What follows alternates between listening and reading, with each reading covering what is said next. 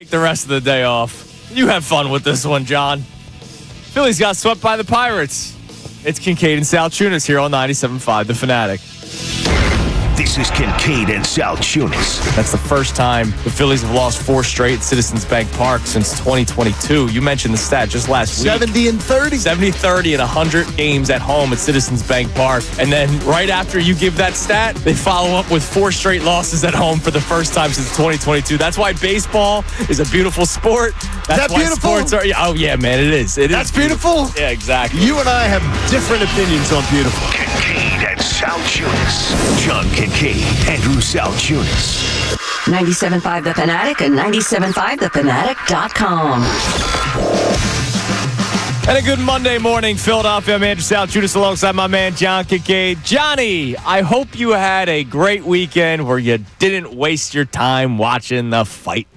Yeah, nice wedding on Saturday. Congratulations to Mike and Allie. That's beautiful. It was a full Vanguard wedding. Connor Thomas, welcome back, by the way. Already? Dude, are you serious? I didn't want to go in for 4 hours I know. because he didn't talk to us for weeks. This guy thinks he can just stroll back in here and get a good morning at 6:01. I know, but it was a full Vanguard wedding, and I figured maybe He doesn't work for Vanguard. I figured maybe they know He Chase. works for the afternoon show. No, he's with us. That's but Unfiltered with Ricky Bowe and Bill Colarulo Yes, and that Savannah starts Keller. today. Welcome back, No, Connor. they- Connor, I was going to go silent treatment.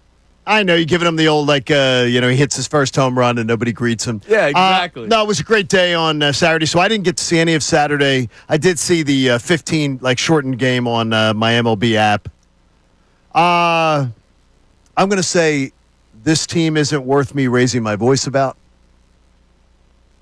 I think Rob Thompson maybe has it right all along. Maybe he has it right all along. Maybe his dull, lifeless, energyless, Eeyore from the Winnie the Pooh novels. Yeah. Maybe he has it right because a team reflects its manager, its leadership. I said it to you last week that all 4-game losing streaks are not the same. I saw something. And it's proven true. This team, it was a harbinger. This team is something wrong with it. There's something wrong with it. And they continue to show that there's something wrong with it. Now, again, what is something wrong? Is it plummeting out of the playoffs? Because on the Friday, you and and Brendan Gunn got on the record that we still believed that they were a playoff team as of June 6th. I still want to believe that, but I think I don't care about talking about that on June 9th, honestly.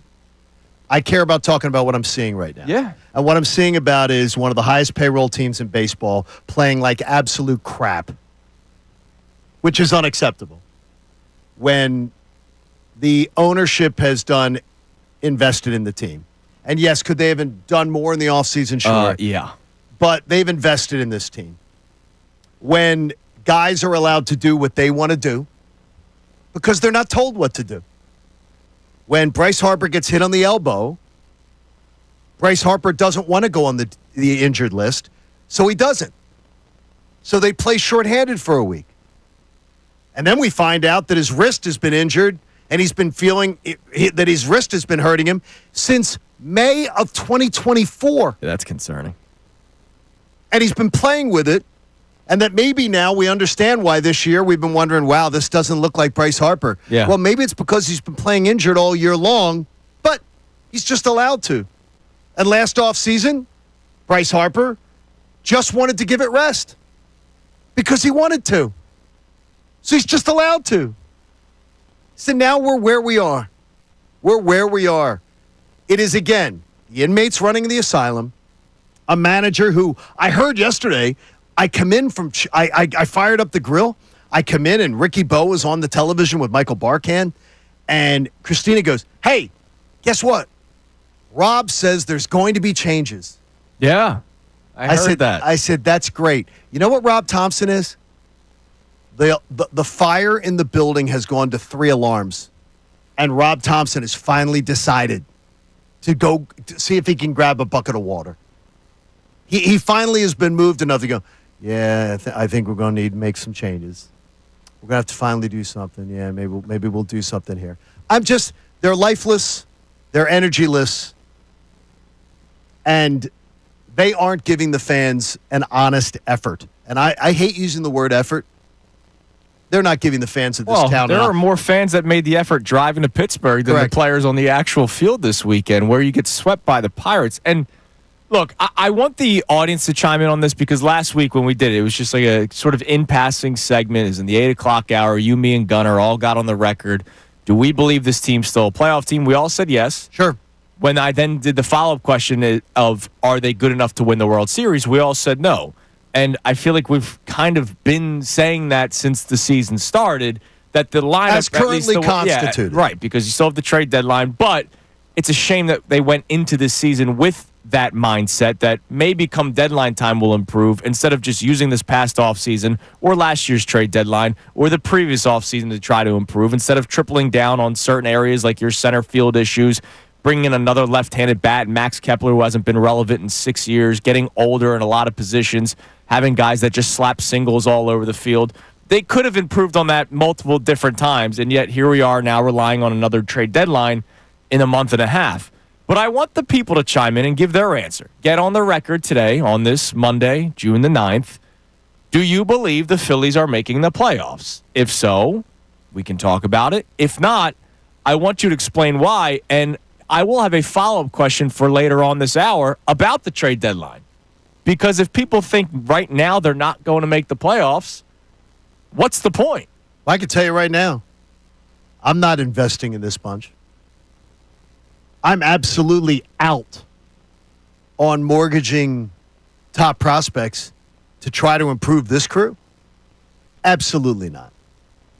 You mean to tell me what other giant payroll team, Yankees, Dodgers, Mets, are going, we're going to go mortgage our future and our top prospects to go fix this, fix that, fix that?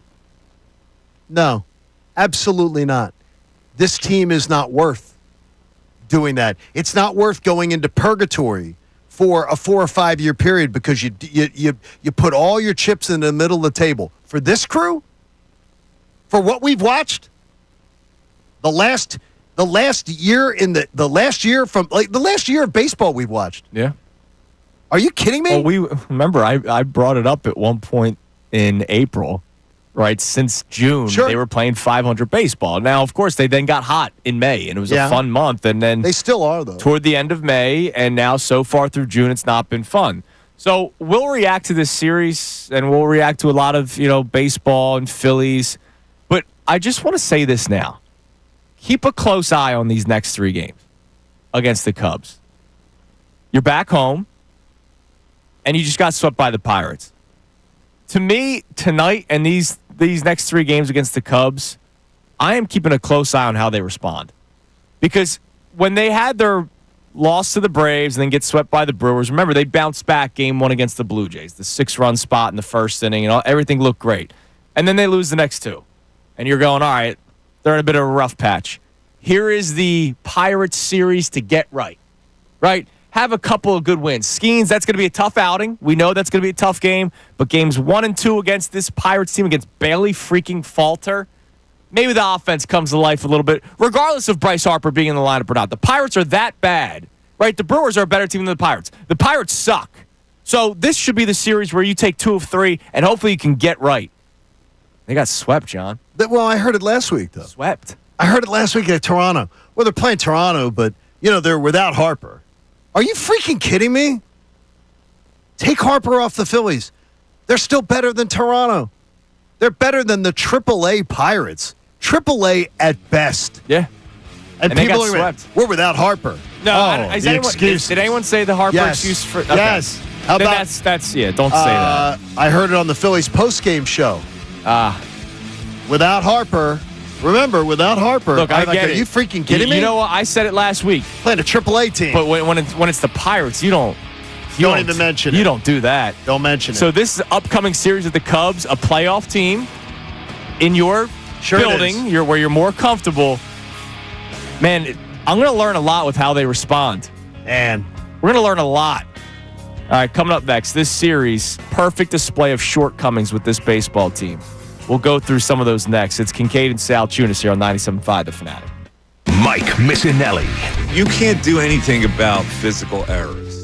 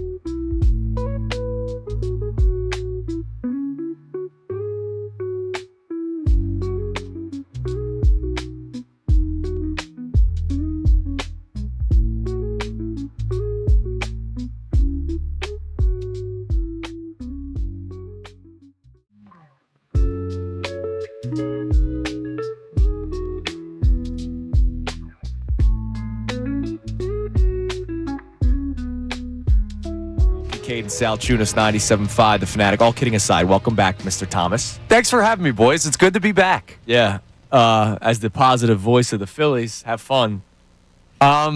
They kind of stink right now. Yeah, they do stink right now. And this series had the spotlight as if somebody was being interrogated that showed the shortcomings of this baseball team. So let's talk about it. I'll start with the very last moment of Game 3 of this series in which they got swept by the awful Pittsburgh Pirates, who coming into the series were 23-40. They're now 26-40. Trey Turner hits a double in the 9th inning. The Pirates don't want to pitch to Kyle Schwarber. Open base, 1-run ball game. They walk Schwarber. Alec Boehm swings at the very first pitch. It's raining. Pathetically. Think about this for a second. Turner, it's a double. Schwarber walks. You have first and second, 1 out. So now, and it's a steady rain. And it's a steady rain. So the ball could slip. Braxton Ashcraft could just not be good. That's a character in The Young and the Restless, by the way. Braxton Ashcraft here. Like, To see Victor Newman. that was just his 4th career appearance in Major League Baseball. It's raining. It's a 1-run ball game. And you're swinging at the first pitch and hitting a, one hopper like Alec Boehm normally does. What do you think the hitting coach tells him to do? I don't know. They're trying to take more pitches this year. He's the one guy that doesn't. Yeah. So that comes to light this weekend. Just horrible approaches from Alec Boehm. And again, what have I been telling you? Pitchers don't fear him. No. They make a mistake. All right, single. You make a mistake to 85% of Major League Baseball players, it could be blasted for a home run. Alec Boehm does not strike fear in the minds of a pitcher. Let's go through the rest of the team. Brandon Marsh yesterday. Didn't lead to a run, but another fly ball in center field that Johan Rojas, or I would like to imagine 20-plus starting center fielders make that grab.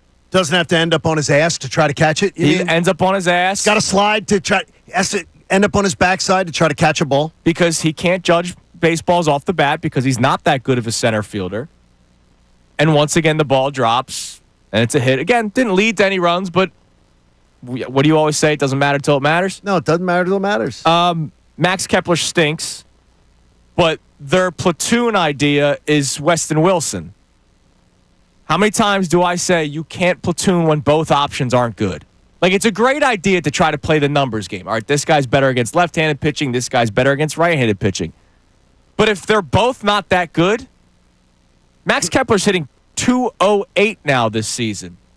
Weston Wilson is a mess and also can't play the field. That attempt at diving for a ball in Game 1 of this series was comical. And it's one of those I can only laugh so I don't cry situations. It's bad. And then the rest of the team, just no pop. There's none. The right side of the plate that we keep on talking about, that we have been saying since spring training. You know, though, they traded away a guy who would be 4th in their team in home runs. Yeah, rate. Cody Clemens. But because he batted from the left side. He'd be 4th in home runs right now. But, you can't have him. Didn't even trade him, released him. That's even worse. That's right. That is the truth. And it's because you fell in love with a 30-year-old AAA lifer in Weston Wilson. And so, the pitching wasn't horrible. Game 1 sucked. It was a bullpen game. This team's got no life right now. None. And the flaws in which we have been talking about since the season, forget spring training. I keep on saying spring training. When the Phillies lost to the Mets in the first round of the playoffs last year, John, our immediate reaction was that sucked. Now, how can they get better? How can they avoid to not do this slide like we saw in 08, 09, 10, 11, where the following year you don't even make the playoffs? And again, on the record, I still believe they make the playoffs. But do they have a chance of winning the World Series? No. Not the way this team is built together. They had an entire offseason to get a right-handed corner outfielder. Their response was another lefty in Max Kepler, who hasn't been relevant in 6 years. They had an entire offseason for your star player, your highest paid player, to get his wrist right. Yeah. And instead, he just vacationed. Because if this thing heads to a surgery, it's freaking malpractice. That they sent him home to rest when he could have been having surgery. And he could have been getting better. Instead, I don't know the medical departments of these baseball teams and basketball teams. I don't know what goes on in this city. Yeah, it's not so fun, is it? It's bad. I mean, It's bad. It's right now, this organization, when I saw Harper was going on the injured list on Friday afternoon, I'm like, what are you talking about? So, he's going on the injured list with something that's been bothering him since May. Yeah, but it's been May of 2024. And I'm going, then why wasn't he on the IL? Why did this team play shorthanded for a week after he got drilled by Spencer Strider? Because Bryce didn't want to. He wanted to play through it. So they let the whole team play shorthanded for a week because Bryce said so. I'm so tired of it. I'm so tired of the substitute teacher in charge. For God's sakes, get an adult in the room. Hey, you said you weren't going to raise your voice. Well, I'm disgusted. That wasn't really raising as far as John goes. That really wasn't. that was stern dad talking. Yeah, I'm telling you. That's I'm what, not mad, that's I'm what Liv disappointed. used to hear growing up. Yeah. that was dad voice Yeah, that right was there. little dad. I'm kind of scared, man. All right, coming up next. So we kind of touched on it in the last segment, and you straight up said it. This team is not worthy. No, not of worthy of investing. No. So This isn't a fixer-upper. how aggressive should the Phillies be at the trade deadline? Should they even bother? There was a report over the weekend that they will be one of the more aggressive teams. We'll talk about that next. It's Kincade Salciunas, 97.5 The Fanatic. Fanatic Sports Update. The Phils swept out of Pittsburgh. I'm Connor Thomas, and the Phillies, well, they got swept by the Pirates this weekend. Yes, the lowly Pirates out in Pittsburgh. They scored only 6 runs in the series total. They were 3 hit yesterday as the offense has been anemic as of late. 1 run in each of the last 2 games of this series. It was just a weekend to forget out in the Steel City, but they'll look to snap their 5-game losing streak back at the bank tonight as the Chicago Cubs come to town. First pitch tonight is at 6:45 p.m. Zach Wheeler is back with the Phillies. He'll make his start, faces off against Matthew Boyd.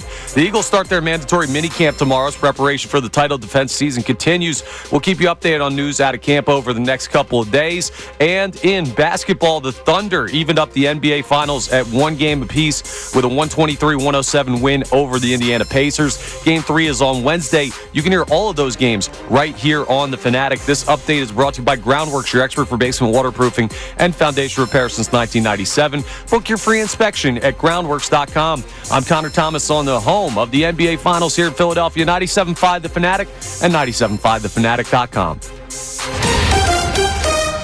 Philadelphia Sports. Touchdown! Saquon Barkley!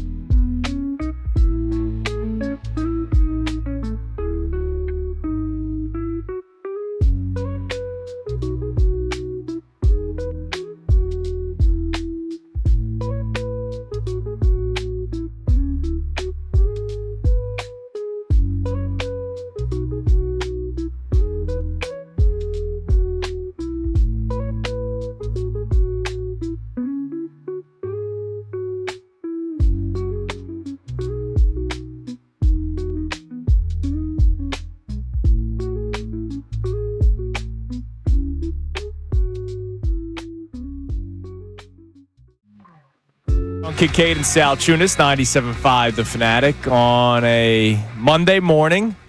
Phil with rain driving in, which is pretty much perfect for my mood. Really? After watching the Phillies get swept by the Pirates and dropping 9 of their last 10, yeah, it fits my mood pretty well. I can understand it a little bit. I am so tired of driving in the rain. I feel like I've driven in the rain more this year than I've done in like the first 4 years. Oh yeah, down. it's been a wet season. Yeah, what the hell? Are we Seattle now? Oh, it feels like it. It's colder. Yeah, it's kind of feels nuts like outside right now, or recently. Gloomy. Yeah, gloomy. Just like my mood watching the Philadelphia I get you Phillies. now. I get where you're coming from. All right, so we've been talking about this Phillies team, obviously, after that horrible weekend. And you said something in the first segment that I wonder if a lot of people have this same opinion about whether or not this team is even worthy of the investment. And that investment is trading away some of your top prospects. Obviously, Painter and Miller off the board. I think that's kind of everyone feels that way. But I don't know that they do, but I think Painter they do. Miller, I don't know that they do. okay, that'd be. I would be shocked, honestly. But like I would be too. a guy that I wouldn't be shocked by is Justin Crawford, right? Like, Yeah, because he's too young to bring up. right, and And he can only hit 300 so many times. and it's too obvious that they need to replace the center fielders on this baseball team. Why do they still have him in AAA? Maybe there's something to it. I'm not entirely sure. But They Bob, want him to hit 380. yeah, before he's ready to come Yeah, up. because it's not like anybody in this lineup is really tearing it up. So Bob Nightingale of USA Today, he had a column over the weekend about the upcoming trade deadline. Now, important to note, he gets spoon-fed a lot of information directly from the president of the club. Yes, Nightingale and Heyman, another guy that's Yeah. really tight with Dave Dombrowski. So maybe that's a sign that this is going to happen. So Well- the teams that are going to be the most aggressive at the deadline, per Bob Nightingale, the San Diego Padres, the Chicago Cubs. Padres, of course, still fighting with the Dodgers. Even if they don't win that division, they'll be in the playoffs as a wild card team. The Cubs could win their division. They have a 4-game lead over the Cardinals. The Mariners, they have in Seattle, which over the last couple of years, you guys know I follow them pretty closely.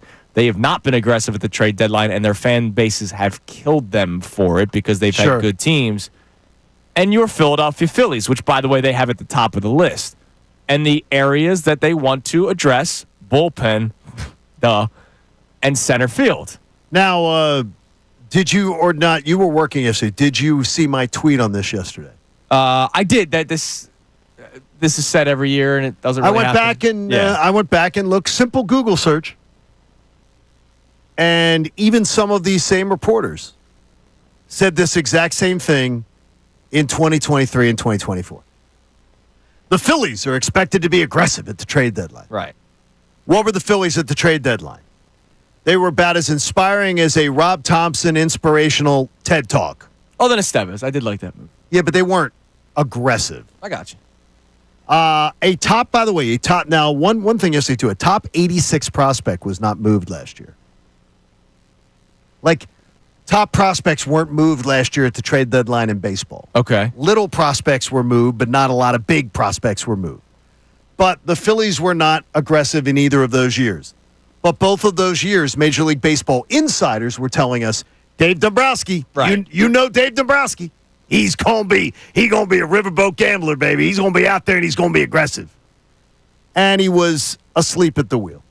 Or he just decided he didn't want to do it. Or he thought that a guy like Austin Hayes would be better than what everybody was sort Could of be. saying. Yeah, it could be. And I understand he had the Sure. health issues and The stuff. kidney but- thing and but everything. You remember my immediate reaction to the Your trade immediately was platoon player. Like, Yeah. that's who he is. So I'm going to continue to say that I want the Phillies to be aggressive at this trade So deadline. you do. I do. I can't. What does aggressive mean? Because for our conversations, I need to know what you mean. I've said you this to mean top prospects on the table? Yeah, like I've told you a couple times, like I'm not like sold that Justin Crawford's going to be like some pencil in center fielder for the Phillies. I'm not entirely sure. And again, proven versus unknown. That's my belief in baseball all the time. Okay, but the only thing is though is what kind of I guess I'd have to hear is like what proven commodity would be good enough for you to move Justin Crawford. Well, and that's the interesting thing because is it going to be some proven commodity, a guy who's played in the major leagues who hits 250? Right. Or hits 240? Because it's not good enough for me. I was scouring the internet this morning, and these are the players that could be moved. Not many options. No, for you. There's not. So that will then lead to maybe them having to be creative, which we'll get into in the 7 o'clock hour. Because maybe you have to move some players around to different positions, if that's even possible, and if people are willing to do it, because we know because you gotta that's ask. a conversation too. It's the Phillies, so you got to ask, does somebody want to do it? Are they willing to do it? I wonder if Dave Dombrowski and this Phillies team gets creative and finds other ways. Maybe you're not trading for a center fielder. Maybe your center fielder is in-house like a Justin Crawford, and maybe a first baseman moves back to the outfield, and maybe the right fielder moves to left field. But now all of a sudden it's like we're doing 10 things. Well, is that worth it? Well, first baseman can't move to the outfield now because of what's going on. Because he's on the injured list. Yeah, for now. And he's been injured since last May. Yeah. And off-season of rest didn't help him. Yeah, I also saw him. You know the story. I also saw him play with a torn UCL in the playoffs. But you know the story's not ending well, right? What, this year? This Harper story's not ending well. We don't know that. I mean, listen, he hasn't been Bryce Harper, which sucks. And you'd like to get him right to be able to do that. And if that's surgery, and that's bad for the Phillies. But if he can play through this and it just flared up and just needed the injured list stint, and then he comes back and he gives you what he's been giving you, you could still win with that guy. Yeah, but he's not Bryce Harper. Right, I got you. Which is why the Phillies are in a tough spot. I don't think you can win. I don't believe the Phillies can win a World Series without Bryce Harper being Bryce Harper. Yeah, not with this lineup. Unless Kyle Schwarber is Bryce Harper, which I don't know. We saw that. I need Schwarber to be Schwarber. Yeah, you can't just have one guy. I know. You can't have one guy, man. I don't think they can win. This team cannot win a World Series without Harper being Harper. Yeah, and I agree with you. The fact that last offseason was wasted, to me, again, is organizational malpractice. Yeah, Bryce, go home to Vegas. Just rest it. It'll be better. Part of the reason the Pixies are going to come down from above, and they're going to magically make your elbow better, make your wrist better. We're going to let you do this. Oh, he's got the raw milk, man. That's going to help. Yeah, the lattes. They're lattes. He's been working on. Part of the reason why they had the magical run in 2022 was because Miles Michaelis hung a curveball to Bryce Harper. Harper hit it like 400 feet, and then all of a sudden went on a tear, right? Remember, he went on the tear in the Padres series. We all know the bedlam at the bank. Like, he was unbelievable. He was unreal. After Miles Michaelis hung that one curveball. So, who knows? Maybe there's a moment like that where but I don't think he sees the ball there. And that's. But again, he had a torn UCL during that. Yeah, but I think this wrist thing is obviously why. But we haven't seen the power all year this year. Right. I mean, he's still at just 9 home runs, which is insane for Bryce Harper in June. And he's in pain. He says that he's in pain. So another question for you to chime in on at 610-632-0975 on this somber Phillies Monday. Yeah. Should they even bother being aggressive at the trade deadline? Or should they just maybe, because you know what could happen, right? They could either be aggressive and trade some of their top prospects for players of note, or it's the tweak. It's the 2018-19 Phillies where they get like Justin Vargas or Jason Vargas, like another arm here, but it's nothing really of note. And then you have to hope that the guys that you have here all of a sudden catch fire, and nobody feels that that's happening anytime soon. I want a trade deadline like last year. I do, because I don't want to invest any more of giving up my future. Can the trade deadline at least acquire a center fielder? Because you know what you could do? Because I begged for that last year and didn't get it. That'd be fine. That would be fine, but I don't want a guy that hits 220. I don't want to go to the White Sox and pay for a guy. You want Luis Robert Jr.? No, I don't. His name's getting floated out there. Yeah, I don't want a guy that, again, is not a great major league player. I don't want that. What are you going to give up for him? You appreciate his honesty. Earlier this year, probably it was like mid-May, he literally said, I don't know why anybody would try to trade for me right now. I'm going to tell you right now, I want Justin Crawford as my center fielder. I have no idea why other organizations would give the guy an opportunity, but this one, no. Nah. Here's the scary thing with Crawford. It's just another guy that slaps singles. Like, that's what this team is. No, I get you. But the thing is, this team should be able to have a guy, a center fielder that just slaps singles. Right, because the rest of the guys should come through. But they don't. All right, so coming up next, we'll get your text messages for the first time this morning. Reaction to the Phillies overall. Do you believe they're still making the playoffs? And do they even bother being aggressive at the trade deadline? Those are our Phillies topics to start the show at 610-632-0975. And as the clock struck midnight, it's Kincade Salciunas, 97.5 The Fanatic. Philadelphia Union Soccer. They play short here. Quit.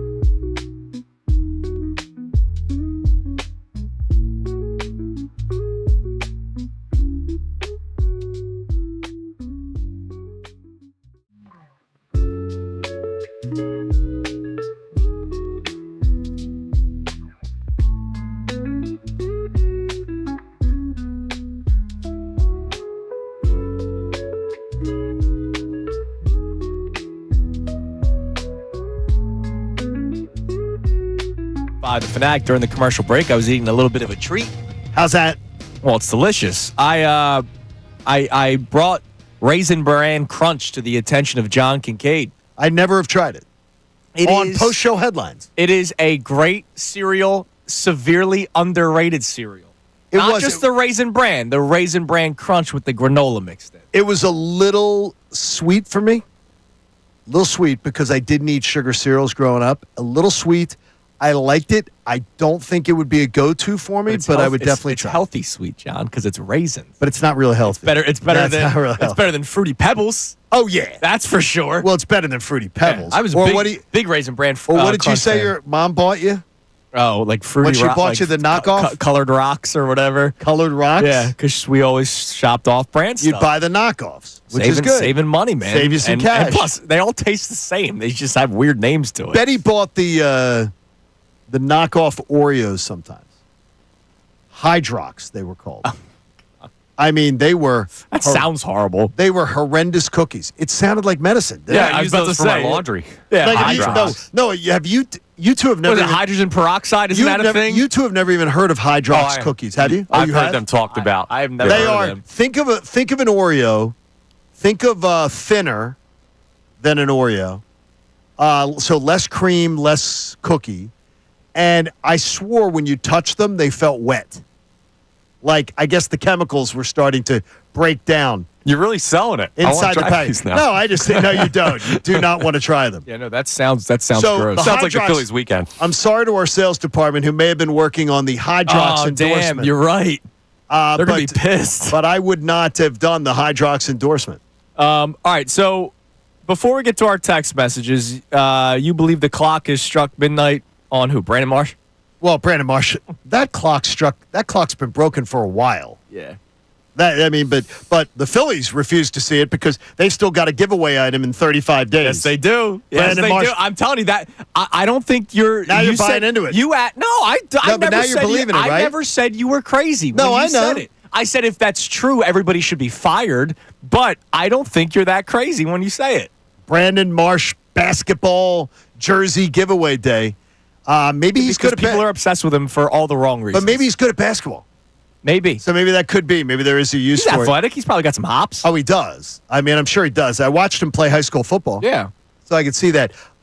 No, the clock struck 12 for somebody else for me. And it's Bryson Stott.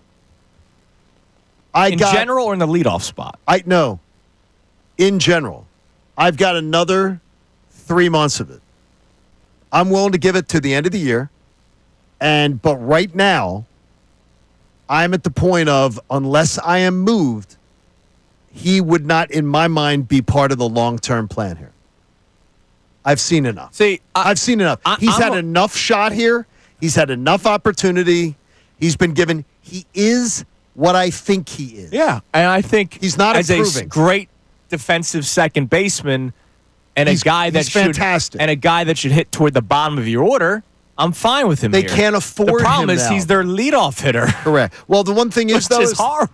The thing is, though, is that if Stott was 8th and Justin Crawford was 9th, or vice versa, I'm okay if the other guys were doing their job. And I'm willing to go with that because his defense is exceptional. Yeah. But I believe we've seen what Bryson Stott is. Yeah, he had the one very good season where he batted .280, and that was it. And the book came out and we got really excited about one season, and he's struggling. Remember batting title talk? Now, again. Remember the batting title talk? He's going to win a batting title. We heard on the Phillies broadcast over and over again. And so, but here's the deal. In April, he was sitting around 300. Then he got moved up to the top of the order. You see pitches differently. They approach you differently. And now all of a sudden he's plummeting. I mean, he's hitting under 200. It's not his season average, but he's hitting under 200 since the month of May. Correct. What's it, 190? It was 190. It was 197 on Friday when I first brought this up. I imagine it's gotten worse after this weekend against the Pirates. The Pirates. Where he went 1 for 9. Against the worst team in the National League, right? Yeah. He is second worst team. He's struggling mightily. You can't forget about they're bad, but I Rockies. think the clock has struck 12 in my patience level as far as long-term plan, whether I want him as part of the long-term plan, because I'm already dealing with Bohm. And Bohm's adequate defensively. His bat has certainly improved. But then you get at bats like yesterday, and you just go, wow. By the way, you know Stott turns 28 in October? They're not kids. So it's not like he's 20. And Bohm's 30, right? Yeah.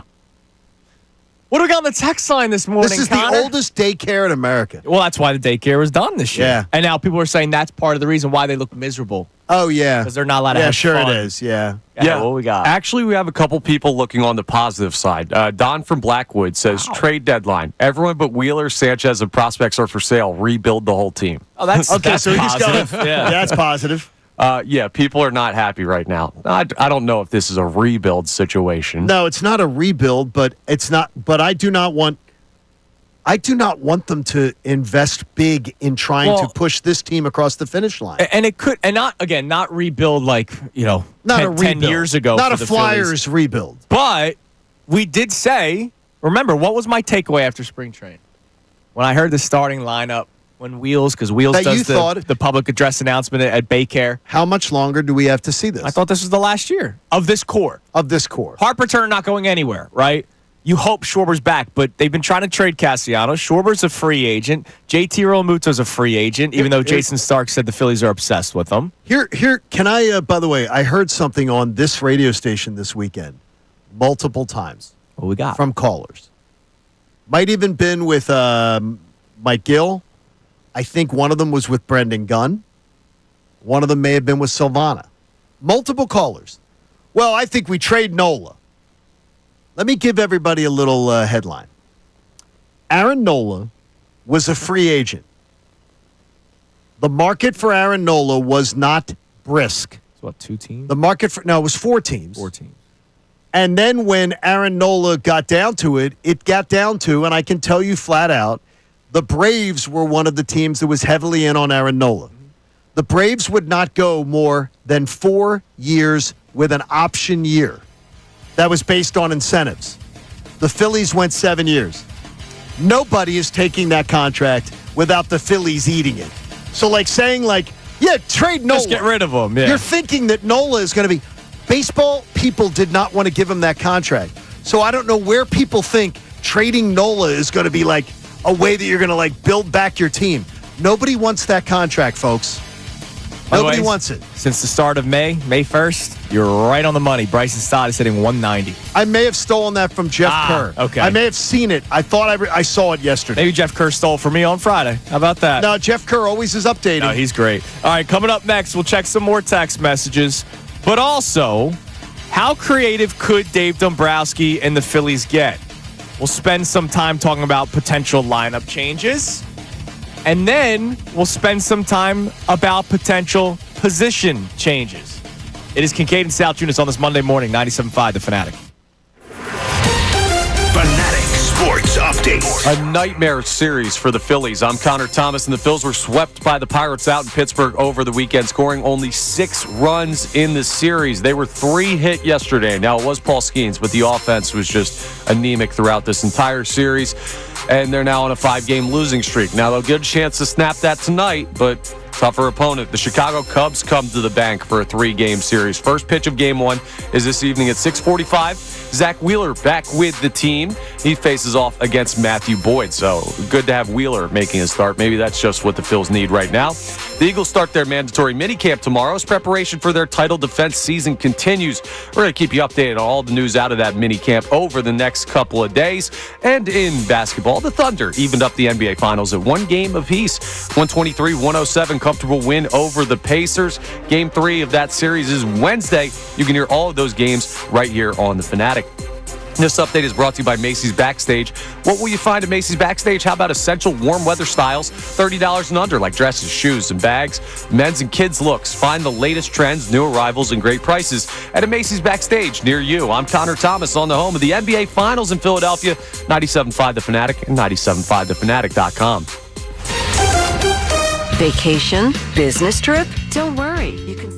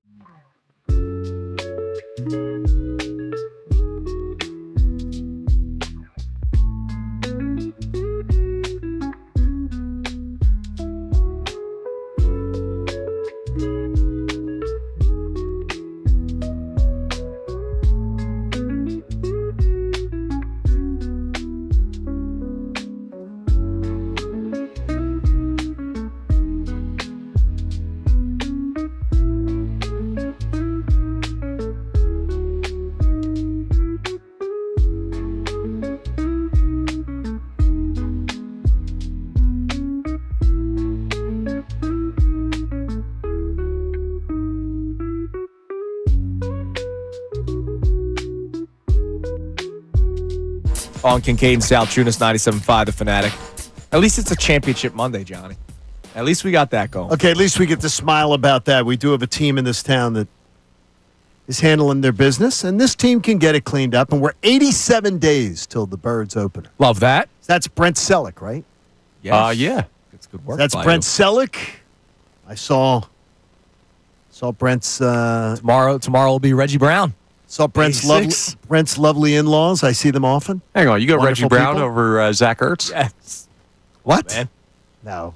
Can't do biking Reggie. Football Mondays on the Fanatic. Championship Mondays on the Fanatic. Presented to us by our friends at Pier, Phelps Bryant Heating and Air Conditioning Contractors. Visit nopaybryant.com, Johnny. There you go. It sounds good. It sounds really, really good. So what doesn't sound good is the Phillies getting swept by the Pittsburgh Pirates.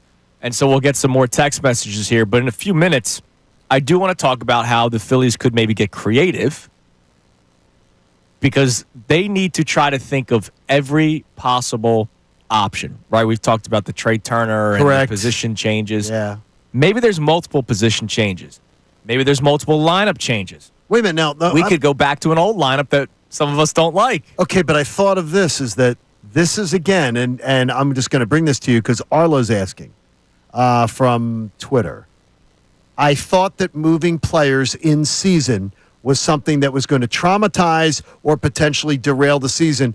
I listened to the Mike Missanelli show, and him and Ray made it sound like Armageddon Okay. if a player was asked to do Him and that. Ray. And he said, and you guys actually made it sound that it was something that was not realistic in a bit too. Okay, And I said to Arlo, that was not me.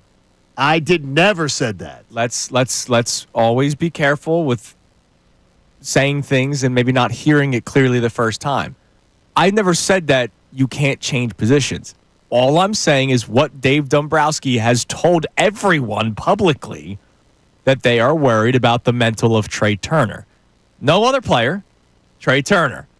I also have said I don't think Trey Turner is all of a sudden going to go out to center field and be good. Like, there are people that just do the whole, just throw him out there. I didn't like Edmundo Sosa getting a shot in left field. Do you think I'm going to want Trey Turner to go play a position that has been just horribly run by Brandon Marsh? No, I just wanted him at second base, and I wanted Stott to short. And I don't disagree with you. What I'm basing it off of is what Dave Dombrowski has said, which to me is crazy that that's public, right? Like that he said publicly, yeah, we worry about him mentally, both defensively and offensively, if we were to move his position. And that's another thing that pisses me off about this whole process. So to Arlo, maybe Arlo. the Mike Missanelli show said and it. They were. They were talking about it, and I heard it on the way home. And Connor, that was one of the things that I said. The idea of that they were talking last week. You can't move Trey to second because it would mess with him mentally. And Mike was like, "You can't do that. It's not beer league softball." And then I looked, and from the beginning of the 2024 season, 8 teams have moved a player from short to second in season. 8 different major league teams have done that. Yeah. So it's not like a hard, it's not a hard process. No, it's just different, and I'd imagine those 8 teams, none of those players were the quality of player of Trey Turner. Like, I'm just talking overall, like a guy who has been an all-MLB player in his career. The thing with Trey, at this point, with how this team is hitting, I do not want to change anything with anything about Trey Turner. Like, I'd rather have... Because he's the only consistent offense right now? I'd rather have the issues at shortstop right now and keep him hitting around 300 and just, don't touch him because without him, you're in really bad shape. That's if he actually does have this mental crisis if he gets moved to second. And again, if that's the case at his contract and he has a mental crisis about it, then you have all the money in the world to go lay on somebody's couch and get the mental help that you need. I don't want to hear that. I don't want to hear it. Go. The Phillies, by the way, have the most mental staff to be able to help people through things of any major league team. Is beautiful. That's a wonderful thing that they offer it. So you know what? He doesn't even have to pay for it. Yeah, get it done. Just the Trey Turner defensive alignment in the past week has become one of the lesser issues with this team. Like right now, they got to figure out how to score more than 1 run a game. Yeah, the offense needs to come to light, and that's why maybe you have to get creative. You're listening to 97.5, The Fanatic, WPEN, WPN, HD1 Burlington, Philadelphia, Beasley Media Group Station, broadcasting live from the Comcast Business Studio, powering possibilities. Let's check our text line. Do you believe the Phillies are still a playoff team. We got on the record Friday saying that they are, and then they followed that up by getting swept by the Pittsburgh Pirates. But once more, saying that they're a playoff team is not saying that I believe they're going to win the World Series. No, we all did say no. And that's the disappointing thing, because that's what this season was supposed to be about with this core after the disappointing season end to the Mets. And Dave Dombrowski's response was running it back, except for Max Kepler. And to me, from the get-go, that was a horrible decision, and we're seeing that play out for them right now here in the early parts of June. And if you don't believe that they're making the playoffs, but you think, all right, well, they could improve via the trade deadline, I'll ask this question. Do you believe this team should be aggressive at the trade deadline, or should they try to just see how this season plays out and regroup during the offseason and bring up your young guys next year and not worry about trading away prospects? I'm proven versus unknown all the time. You know that, Johnny, but why do you want to invest in this group? What do you see? Like here's what I'm looking at with you. Right now, you bought a house that you thought was a nice house. And when you got into the house, you found out that it had some termite damage. It's got some mold that you had to rip out some stuff. You've had to do some investment in the house that it was, you saw stuff that you missed when you bought it. Gotcha. And then now someone says to you, Christy goes, Andrew, I want to put another $100,000 into this house. And you're willing to do it. And you've already been throwing money at this place. And you're like, okay, I'm going to go put another $100,000 into it. You know why? Because from the outside, it looks beautiful, John. See, that's not worth it. It's not worth it because the house isn't worth it. It's not a good investment to invest in this group. All right, what do we got on the text line, Connor? All right, so we have a lot of people checking in on the potential trades and moves and everything the Phillies can do. This texter says, why do you have faith in Dave Dombrowski? He has not made a good trade since he has been here. And if the Phillies keep losing, you might want to trade Schwarber at the deadline, and you can always re-sign him in the offseason if the team you trade him to doesn't. That has actually happened before. I'm not going to do that, but it has happened before. The one thing that we have to keep on, we got to stop rewriting history. Dombrowski has made good moves for this Phillies team. Has he made the splat like Juan Soto, Shohei Ohtani? List them down. Let's do your T chart. Because, by the way, I love your T chart. I'm a big fan of the T chart. I've actually started to use that term more often, though I like it so much.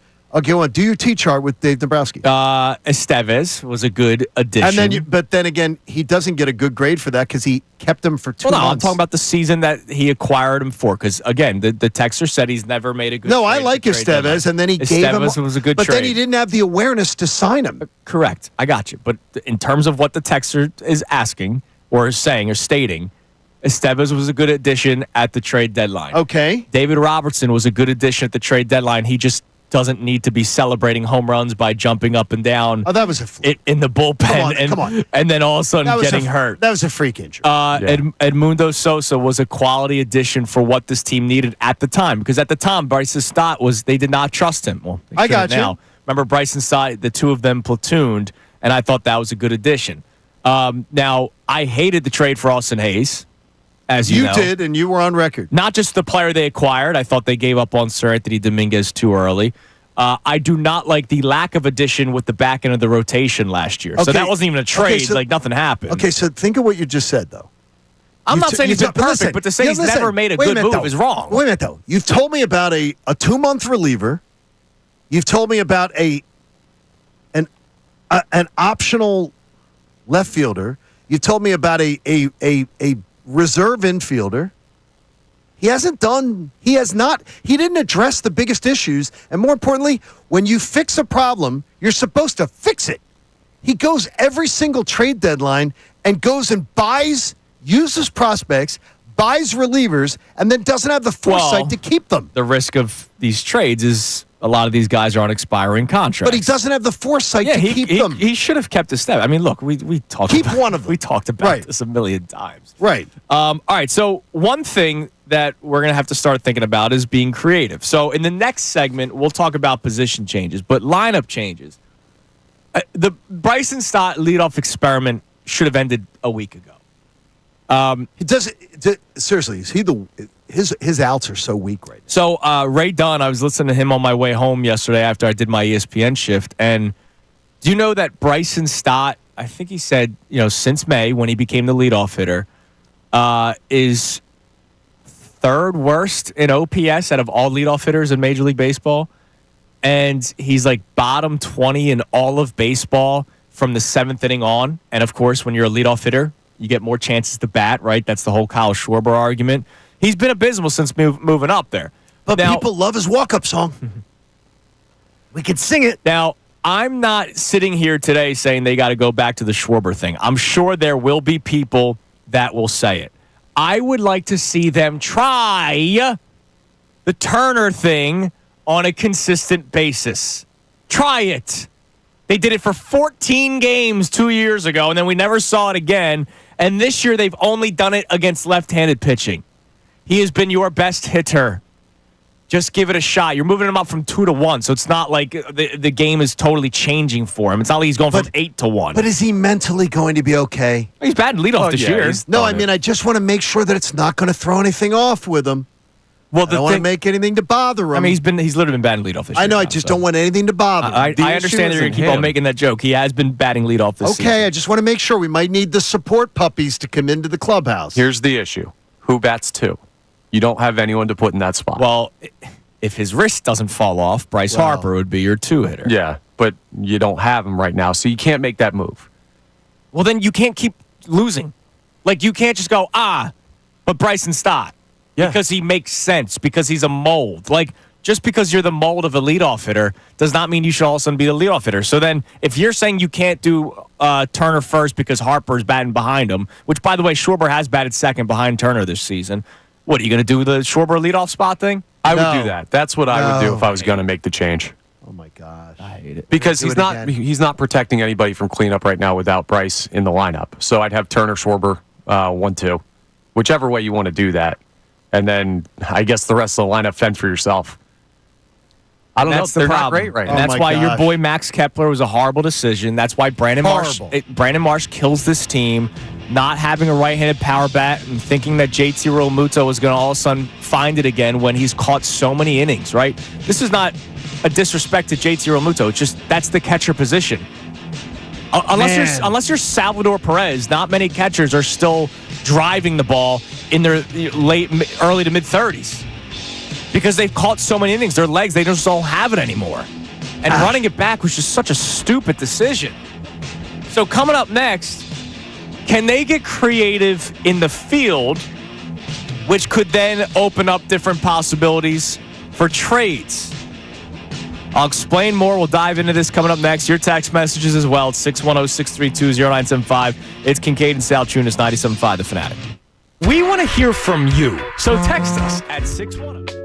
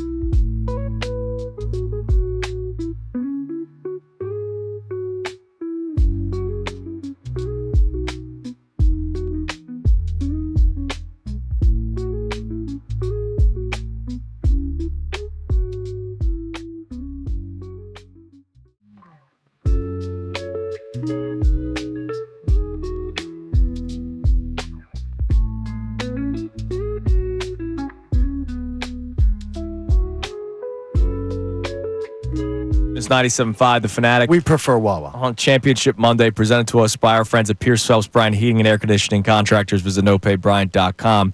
Talking a lot about the Phillies, as you can imagine, this Monday morning after getting swept by the Pittsburgh Pirates.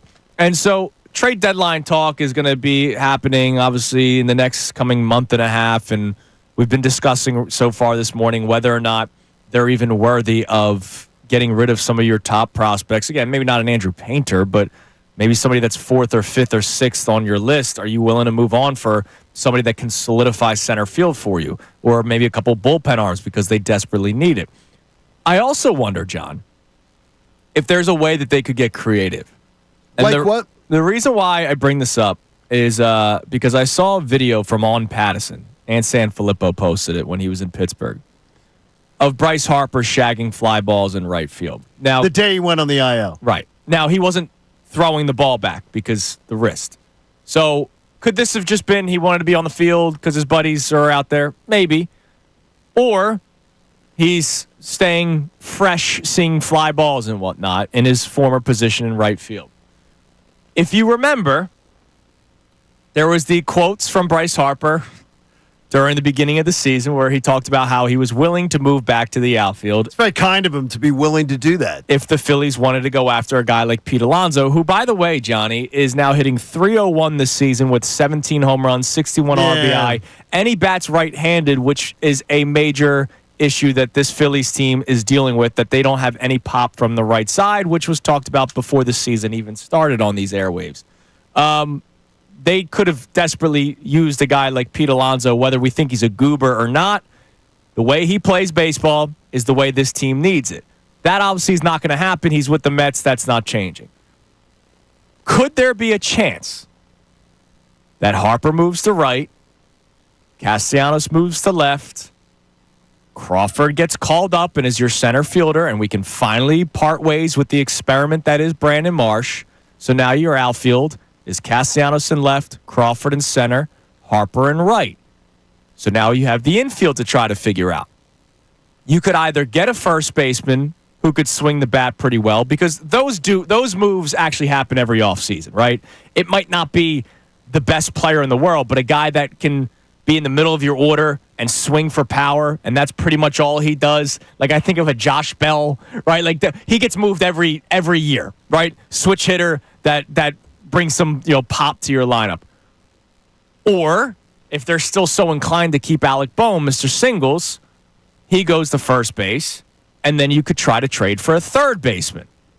Could the Phillies get creative here where maybe a lot of their answers are in-house, but they just need to get that one guy that could eventually play third or first base for you? What do you guys think? Could they at the trade deadline? No. Could they in the offseason? Yes. Why not at the trade deadline? Because I don't think anybody that is of value is going to be available to trade deadline. Well, if you open up this possibility, like if you believe that, then they shouldn't do really anything at the trade deadline. That's what I do believe. I don't want anything. I don't want the coffers touched at the trade deadline. Yeah, I think this has to be on the table because there aren't that many options with the current defensive alignment at the deadline. Like, there won't be. There already are minimal options because of the expanded playoffs and so many teams being in on it. But, yeah, I think this has to be on the table to open up 3 positions you could go acquire. Yeah, because that way you're changing things up. And so, like, I was reading a Jeff Passan article. I read it last week, but then I checked it again this morning. He basically did, players, an article, players that would be available at the trade deadline. He did the sellers, the guys that are sort of on that fringe, and then the buyers. And a lot of the teams that are selling, Luis Robert Jr. is still your only real outfield option, and he's not and you don't want that. No, he's not a difference maker. I got you. A lot of pitchers will be available. A lot of relievers will be available, which relief help is desperate. The Phillies desperately need to do that. But there's not many outfielders in terms of what this team needs. A corner outfielder from the right side that can provide pop to your lineup. But you can find boppers that play first base or third base all the time at trade deadlines. Even if, I'm not saying... Like, who are you thinking? Well, again, I mentioned a guy like Josh Bell, right? He's moved every single year. There are so many teams that are in it, though. True. I mean, right now, there are so many teams that are still in the mix. It's shocking.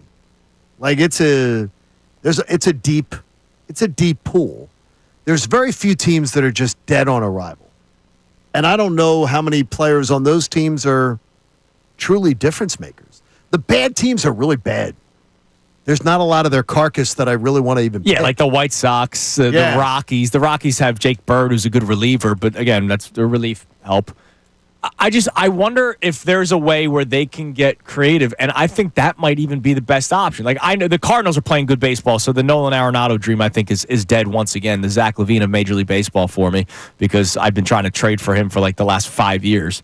But no, Alec Boehm. Yeah, singles versus home runs. That's a fun conversation. By the way, I don't want to get older, so I'm totally out on that.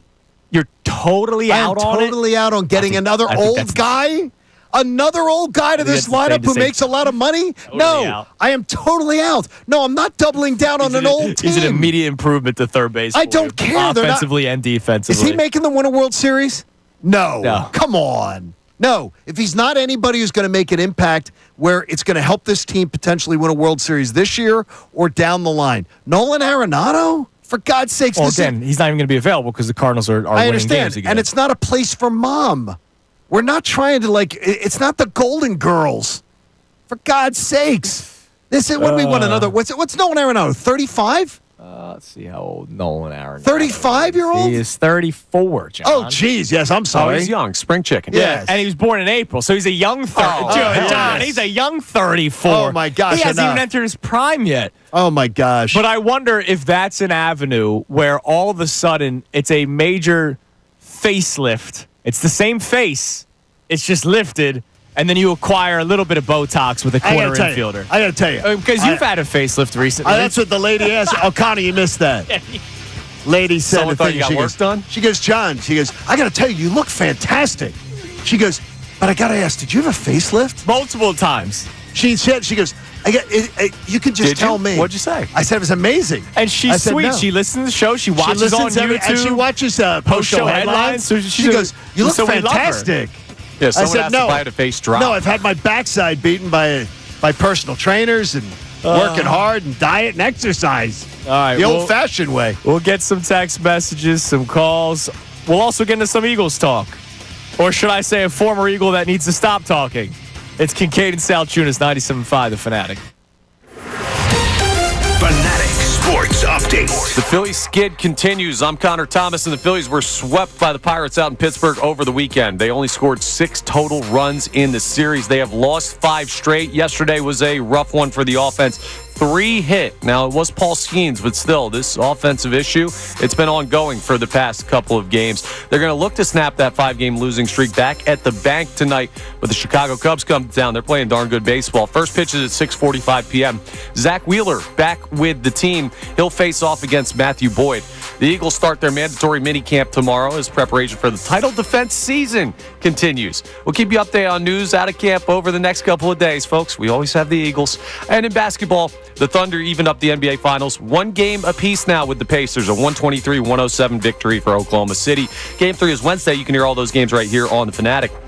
This update is brought to you by Bradford White Water Heaters. When you need a new water heater, choose one that's built to be the best. Choose Bradford White. I'm Connor Thomas on the home of the NBA Finals in Philadelphia, 97.5 The Fanatic and 97.5thefanatic.com. Hey everybody, it's Bill Colarulo, and today is finally the day, the first ever...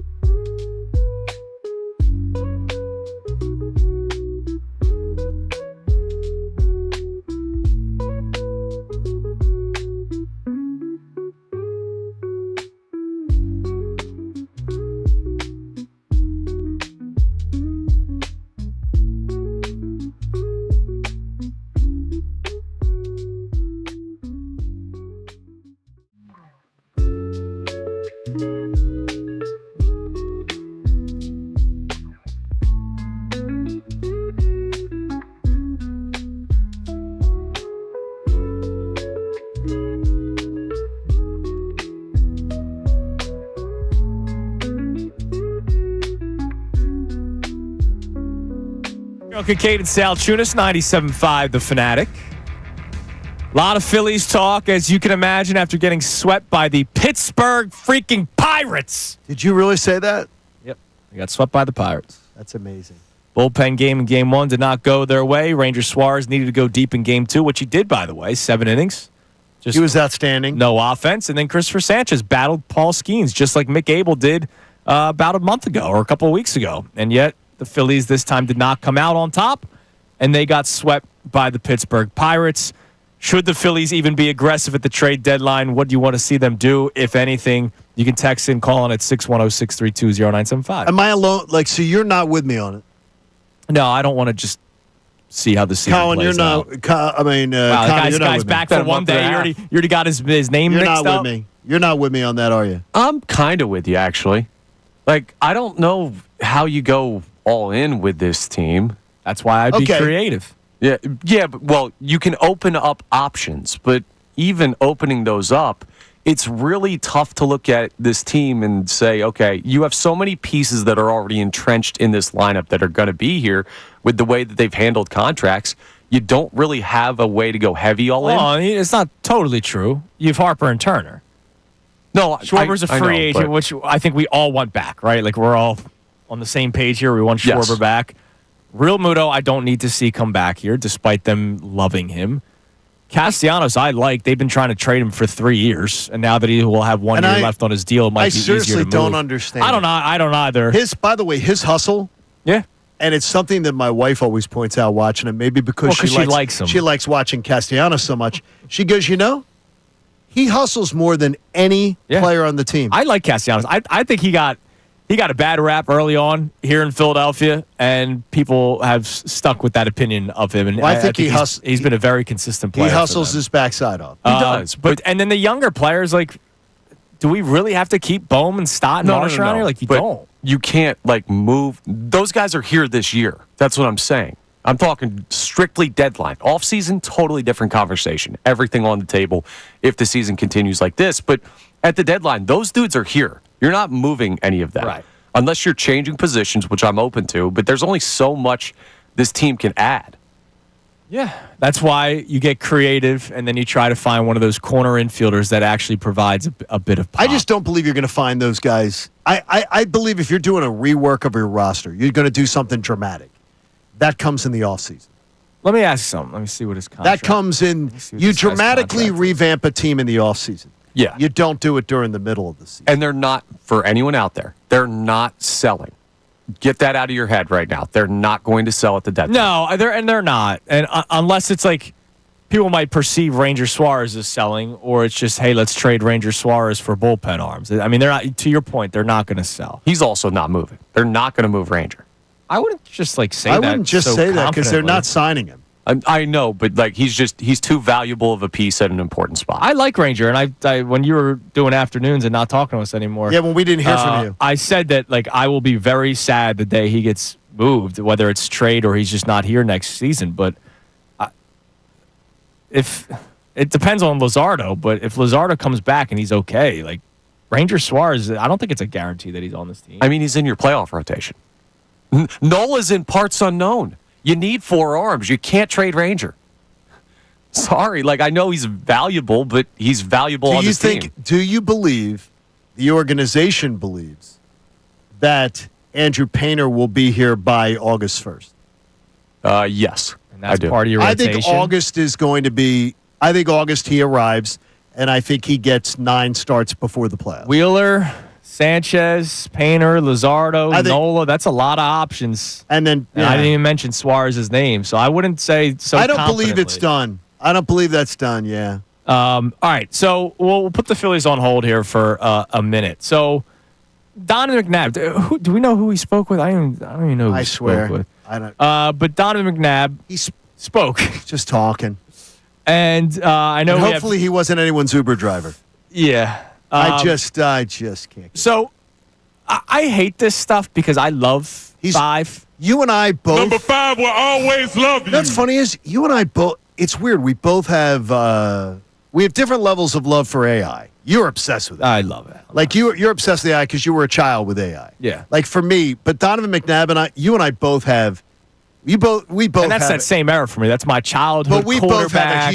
both have a huge love for 5. And for Donovan McNabb. I understand the disappointing ends to seasons, but you got to NFC Championship games, and he was tremendous. He was the first guy who helped at the quarterback position that made my team relevant year after year after and year. he did it with garbage receivers, Correct. except He for did. 1 year of TO. Yes, I love Don McNabb. So do I, and I always will. Fond football memories. Right. But since he's been done playing, he just says things every once in a while that makes you go, really, man? Come on. My gosh. So let's start with this first one when he talked about a mistake the Eagles made many, many years ago. Getting rid of There's him. a couple mistakes they made.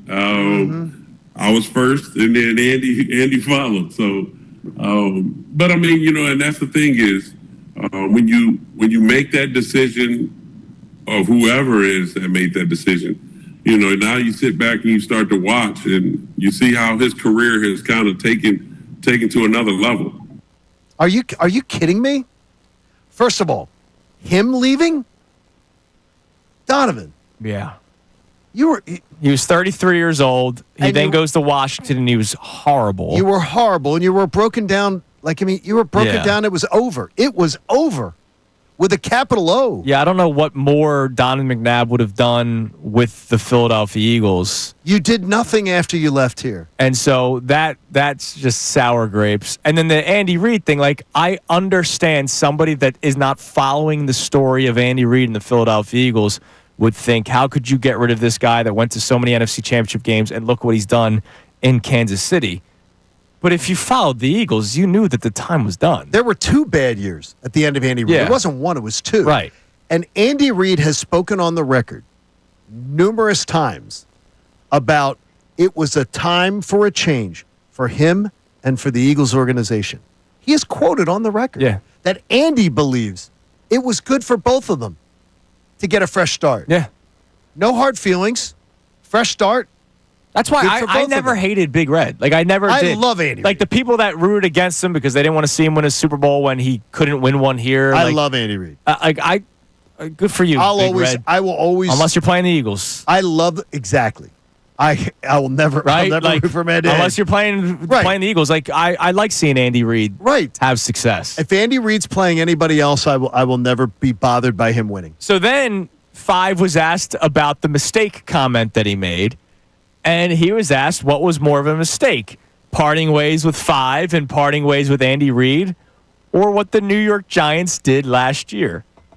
To be honest with you, I mean, I'll say the Eagles losing Andy, and because obviously, with Saquon, it's newer, it's fresh. But I go back years ago when the success that we had with Andy, and I think after I left, things kind of was a little up and down. It wasn't as consistent as it was, and he was to blame for it. And you look at what Andy has done now and kind of what possibly he could have done if given a little bit more time in Philadelphia. I think Andy probably would rank first in that decision that they made. Wait, he wasn't to blame for it? Yeah. Donovan, Andy called all the shots. Andy decided where they got the copier paper. Andy was in charge. What are you talking about? If he wasn't he's the guy who said, nah, I'm good with Kevin Cobb. Right. What are you talking about? And oh, by the way, it's not his fault. Here's how I know he's wrong right away. When he says, well, everyone's going to say Saquon because it's fresher, it's more new. So Andy Reid has now won 3 Super Bowls, right? Yes. With the Kansas City Chiefs, been to 5, which is unbelievable. It took 7 years to do it. It took him getting Patrick Mahomes to do it. It took one player arriving for it to happen. The Eagles won the Super Bowl in year 1 with Saquon Barkley. Yes. So what was the bigger mistake? The Giants parting ways with a tremendous player because they just didn't want to pay him and Daniel Jones, and he goes on to have a historic season in year 1. Correct. In a better organization, right? Yes. He went to a better organization. He had an offensive line in front of him. He had good talent around him. He had good coaching around him. And they win the Super Bowl in year 1. Andy, who I love, it took him 7 years to win the Super Bowl. It took him 6 years to get to the AFC Championship game. It took Andy Patrick Mahomes. Yeah. Let's be honest. So, now, the thing is, it's a perfect tandem of them working absolutely together. Perfect tandem. But it was a lot of trial and error. Right. I mean, come on, Donovan. Yeah, let's not all of a sudden, rewrite history. Donovan, here. I think Donovan's not, I don't know. There's times where I wonder where I don't believe he's the best historian of the game. And I do believe there's times where he doesn't understand basic principles of the game, like whether the game tied in overtime and things like that. I don't think he thinks about what he says. Yeah, Saquon literally won the Super Bowl in year one with the Eagles after the Giants made their decision. The Chiefs didn't get to the AFC Championship game until 6 years of Andy Reid. Come on. So, come on now. Pipe down. That's Donovan for you. All right, coming up next, we'll talk actual football, not just sour grapes. Read an article about the top 25 players under 25 years old. I like that. How many Eagles make the list? We'll go through it next. It's Kincade and Salciunas here on 97.5 The Fanatic. Mike Missanelli. You can't do it.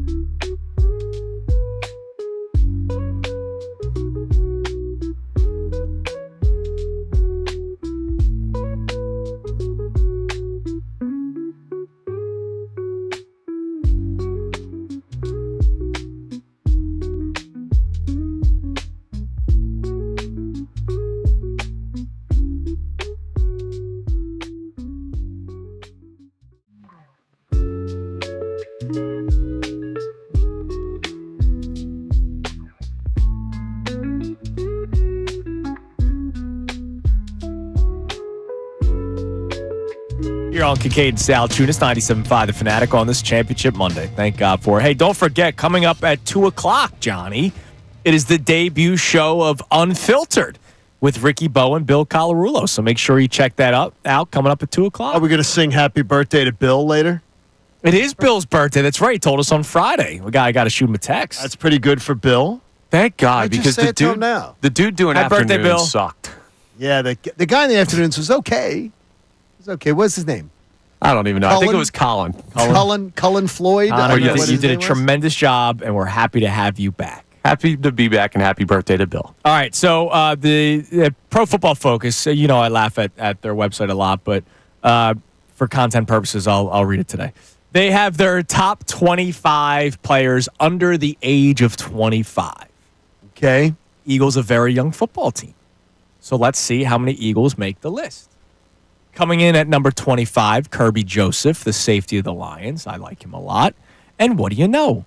Cooper DeJean comes in at number 24. Sleeveless golf shirt? Or Yeah, you sent me that photo or showed me that photo. That's kind of weird. I love you, Cooper. That's a weird thing to do. sleeveless on the golf course, Connor? With a polo. Golf polo. Not a good look. I've gone tank top once. Not a good No, you look. can't No, be you come don't. on, man. What Can't do golf that. course let you on the tank top? Walnut Lane, baby. Oh, yeah, yeah. that checks. By the way, credit to my man Andrew DeCecco for sending me an article. Bill Parcells recently spoke about how the NFL has changed and how the nickel corner is the most important position on the defense.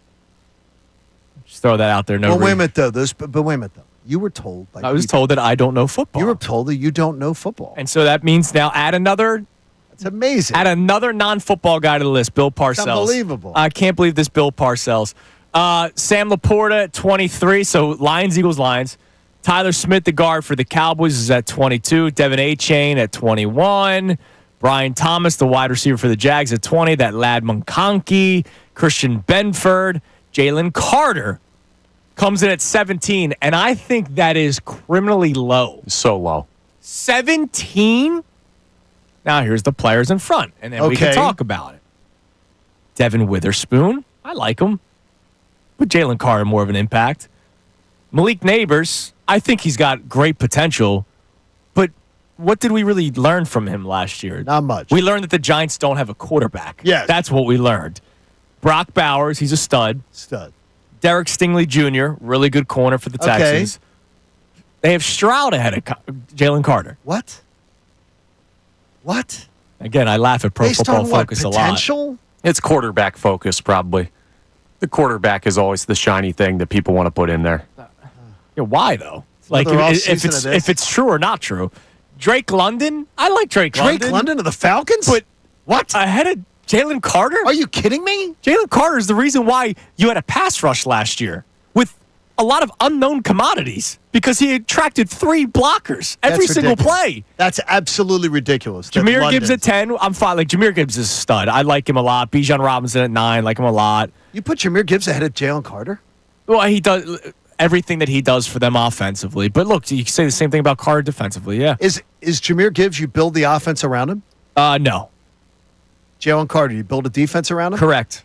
Jameer Gibbs should not be ahead of Jalen Carter. Even if Gibbs was one spot, here's the thing that's crazy. 7 spots. He should not Gibbs be is ahead. at 10. Jalen Carter's at 17. This list is garbage. I told you Pro Football Focus sucks. Well, this list is garbage. Brian Branch is at 8. Will Anderson is at 7. Jared Verse, Rookie of the Year. I get it. Rookie of the Year, him. tremendous. But ahead of Jalen Carter already? By how many spots?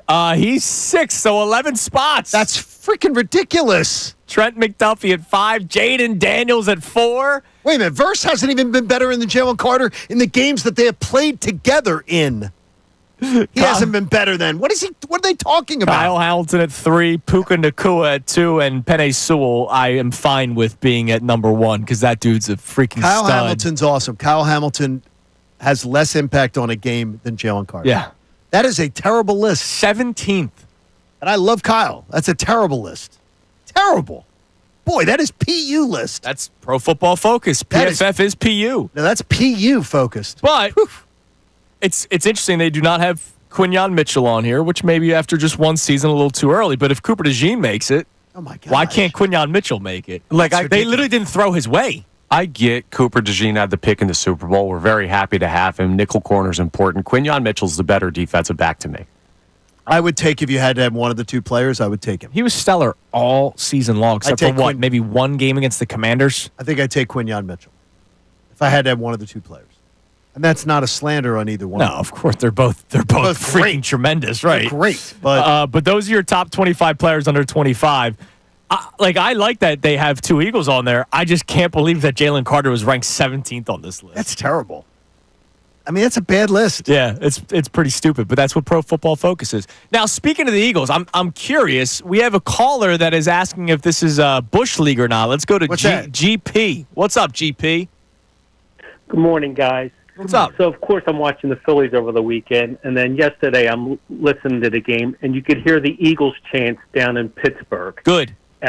Like they're being swept by a minor league team, like at number one. Okay. And you have to know the moment.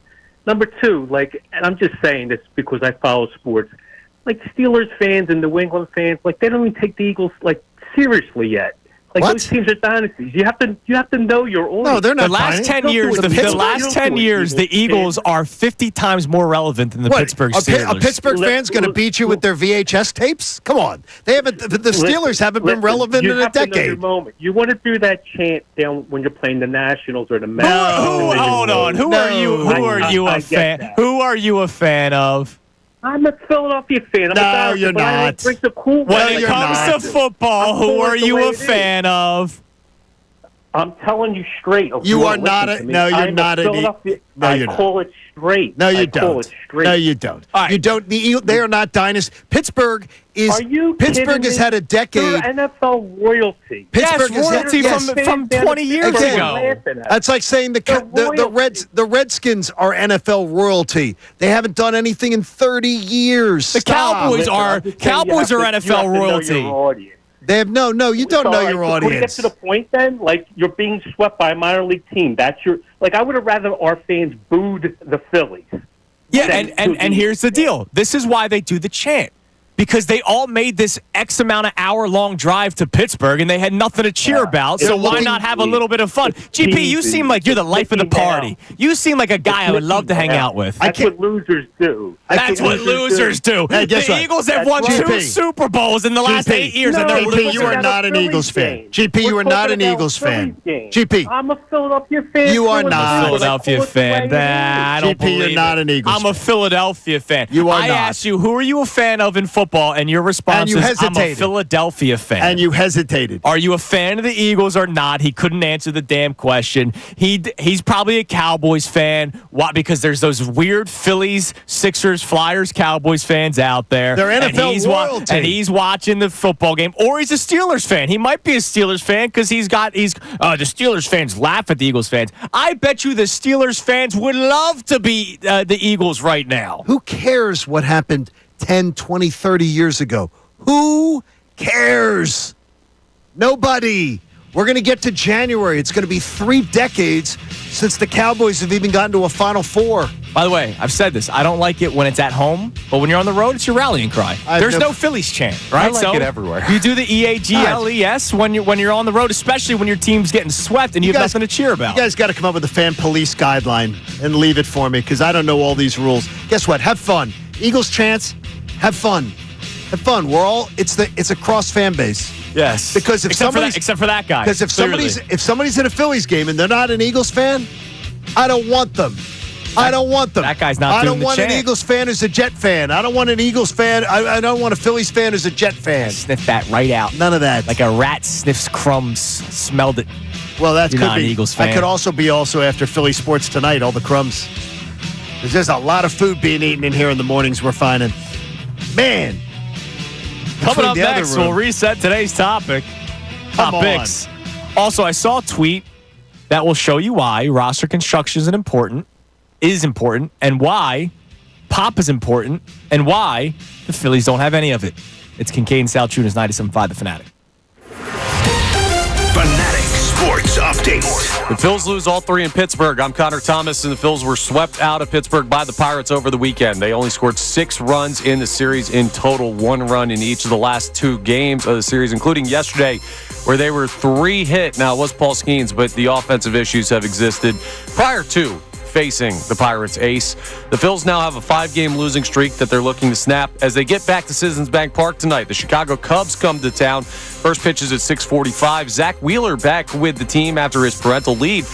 He's back on the mound tonight facing off against Matthew Boyd. The Eagles start their mandatory minicamp tomorrow, and they're continuing to prepare for their title defense season. Yeah, they won the Super Bowl. Do those Eagles chants. It's totally fine. And we'll keep you updated on news out of camp over the next couple of days. And in basketball, the Thunder evened up the NBA Finals series. 1 game each between them and the Pacers. It was a 123-107 victory for OKC last night.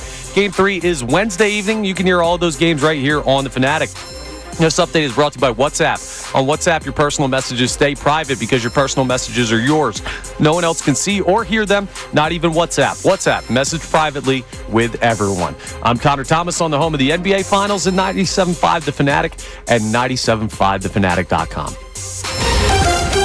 Texting, the easiest and most convenient way.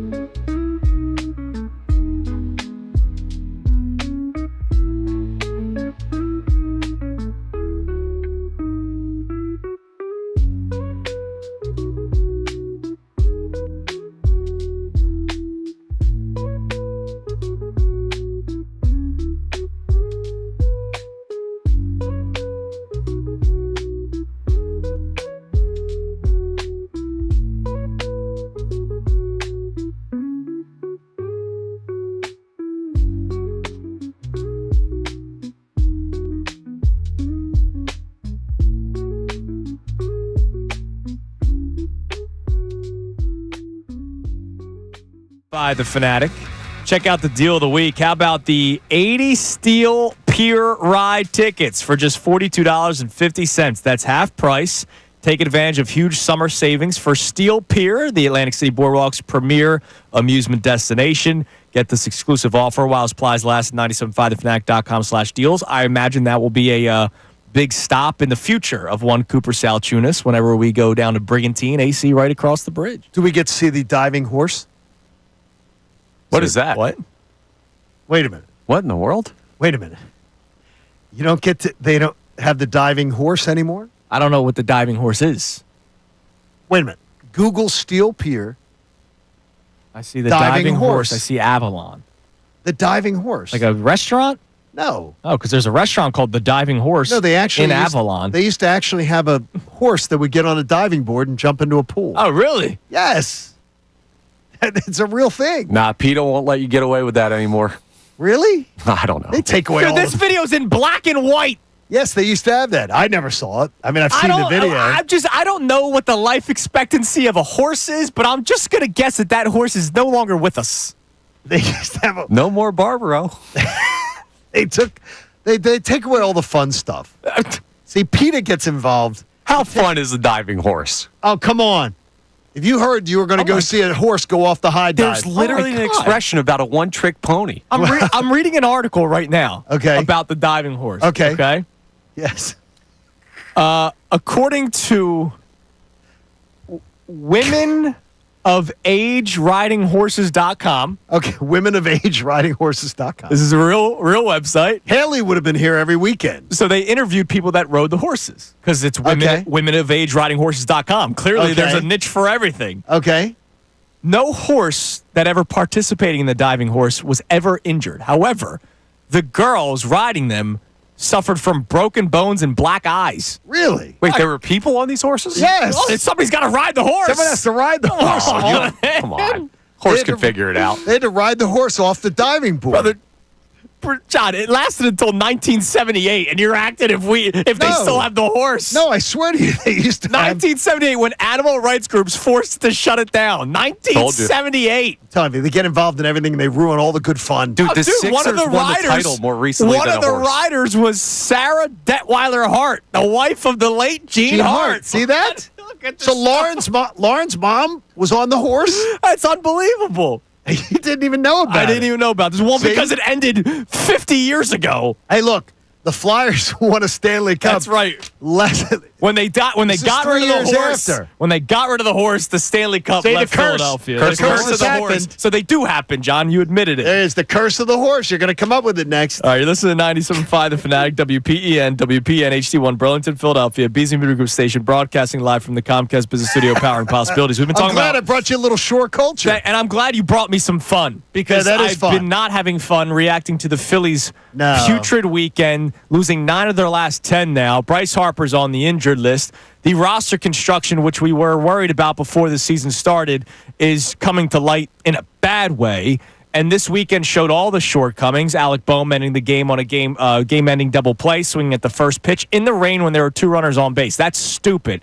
Platooning bad players is stupid. And yet Dave Dombrowski, a Hall of Fame baseball man, thought that this would work. Oh, by the way, this isn't year 1 of Brandon Marsh. This isn't year 2 of Brandon Marsh. They've had him here since 2022. So they've learned about these players. They've learned about the ceilings that a lot of these guys They're slow on the have uptake, hit. though. Yeah, apparently. They're like, well, we're going to get there, and So we're going to get there. I saw a tweet yesterday, John, that scared the hell out of me. But again, this is something that we've been talking about since the season started, before the season started. So there's a Twitter account, Zach Wheeler FC. So it's a Zach Wheeler fan account. Throws in the FC at the end, right? It's a soccer thing, right? And posted the OPS, the individual OPSs of members of this Philadelphia Phillies team. In case people don't know what OPS is, that's like the stat that people look at the most now in Major League Baseball. It's a combination of your on-base percentage and your slugging percentage, okay? I will tell you right now that the league average in 2025 is 710. That's the league average. Last year was 711. The year before that is 734. So it's always in the 700s. Okay. All these, if you look at every single year, the The first time it was under 700 going back was 1989. So that was a long time ago. Okay. Diving horse almost saw it. Yes, yes, you're right. So the league average OPS is 710 this year. Okay. Your leadoff hitter, Bryson Stott, has an OPS of 644. Oh, jeez. 644? 644. Oof. Alec Boehm, who's in the middle of your order, Oof. 688. Oof. Max Kepler, Connor Thomas's favorite player, Yes. 660. That pop from 6 years ago is not here. Let the record show I said he had pop. I didn't say he was a good hitter. He doesn't have either of it. No, he might not. Okay? He doesn't have either of it. He stinks. Might have missed that one. Brandon Marsh. Got to force feed him into the lineup every day. This is the worst of them all that I've gone through so far. 638. JT Realmuto, 647. Oof. Everybody was in love with the first 3 games of Edmundo Sosa this year. He's down to 686. Oof. Rafael Marchand. Well, we got to give Realmuto a day off once in a while. His OPS is 530. Oh, my gosh. You want to think that's bad? How about Weston Wilson? Dub, as Bill Colarulo called him. 524. Woof. And then lastly, you're not asking him to hit for power. Johan Rojas at 629.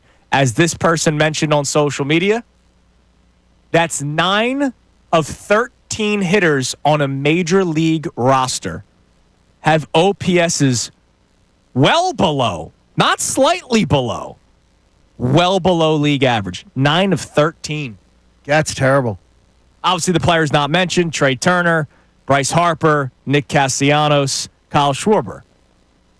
They can't do it by themselves. And there's times where they're not even doing it. That's abysmal. That's really bad. And I will once again ask the question, because there are people out there that think I'm like some Phillies homer honk that only says positive things about the Phillies. I think they still make the playoffs. Some people do paint you that way. I don't know what they listen to. I really don't understand it. It's when I was the one yelling and screaming about trading for a center fielder all last year, and everybody was upset because they were winning baseball games. Did anyone think Stott would do more other than batting average? I don't think so. Nobody thought there was going to be pop. Was Alec Boehm all of a sudden going to hit for home runs at the age of 29? Was Max Kepler all of a sudden going to find the fountain of youth when it had been 6 years? Was Brandon Marsh all of a sudden going to become a good baseball player? Okay, was JT Realmuto going to get younger? You found my hymnal. By the way, can we just agree? Because I swear to you, I'm going to go ballistic. Please. If this offseason, people don't say, well, you know what? We need to re-up JT at least for a couple years. We don't have a better option. No, you do not have to do that. Go find a better option. Go find any option, because there are better options somewhere in baseball. It's bad right now. The things that have been bad about the Phillies have been bad for a while, and they've just told you it'll come around. No, it'll be all right. It'll be all right. It's coming around. Look, they're winning a lot of games. It's cosmetic, dudes. It's cosmetic. Don't fall for the cosmetic. Don't fall for it. What do we got on the text line this morning, Mr. Thomas? You can text the show at 610-632-0975. Yeah, believe it or not, a lot of people upset on the Phillies. Zach from Florida says, That's shocking. For me, all trade talks are contingent on Harper's health. If he isn't going to be healthy or has a longer stint on the IL than they expect, I'm not dealing prospects. Without Harper being Harper, this team isn't winning anything. Well, and that's the big thing, right? Like the magical run in 2022 and the run in 23, Harper was on fire. Who is that texter? That was Ryan Zach. in Florida. Zach in Florida. Because I really like Zach.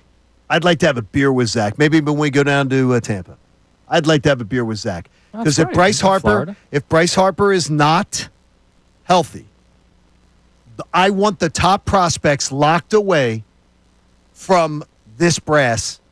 I want them locked away, and I don't want them touched. Let them tweak. Let them tweak like they've done the last 2 years. Don't now all of a sudden start pushing all the chips to the center. Not now. If this thing with Bryce Harper isn't fixed, then no, absolutely not. I like the way he thinks. Having a lot of fun. What else we got on the text line, Connor? All right, John V checks in, says Turner's their best bat right now, and that's wild. JT sucks. Marsh sucks. Please start Rojas. Kepler isn't good, but at least he's better than Weston Wilson, who also sucks. You know what? Like, I know we got like 2 minutes, and you could go on for like 20. About what? Right, the Marsh Rojas thing. I really need to get an answer from Dave Dombrowski, Truth Serum, Beers, whatever it is. He's not going to tell you. We saw, as you have mentioned multiple times, when Rojas had the consistent opportunity to play center field. He had 2 weeks. Yeah. He had 12 calendar days, and he was the top batting average in the lineup. He had 12 days where he started lefties, righties, everything. And he had the best batting average in the lineup. And no one's saying he's Willie Mays. And then they yanked him out because of this Brandon Marsh obsession to try to prove that they didn't blow it by dealing Logan O'Hoppe. And that's exactly what this is about. Yeah. Don't spin it any other way. They're trying to say, damn. Because wouldn't Logan O'Hoppe look great right now? You wouldn't worry about JT Realmuto leaving. Yeah. I could say there's like 50 center fielders that would look great right now, too. I mean, Brandon Marsh, as we keep on saying, he's a Major League Baseball player. No, he Just is. Not for a contending team. I've seen too many fly balls fall right in front of him because he's overly careful or he just has bad reads off the bat. That probably more true than the overly careful approach. And his at-bats suck. And by the way, why is the hitting coach still employed? It's 8:07 this morning. Why? Why? I don't know, John. They're one of the worst hitting teams in baseball with the talent they spend, the amount of money they spend, and the talent they have. Why is he still employed? Because you know how I feel Bryce Harper wants him. Trey Turner wants him. They're buddies. Trey Turner's in 300. They're buddies. I'm fine with that. Yeah, but what's he doing for the people who need help? All right, coming up next, we have today's headlines with Connor Thomas. Who the hell is that? It's Kincade Salciunas, 97.5, The Fanatic. Philadelphia Union Soccer. They play short here. Quick Sullivan!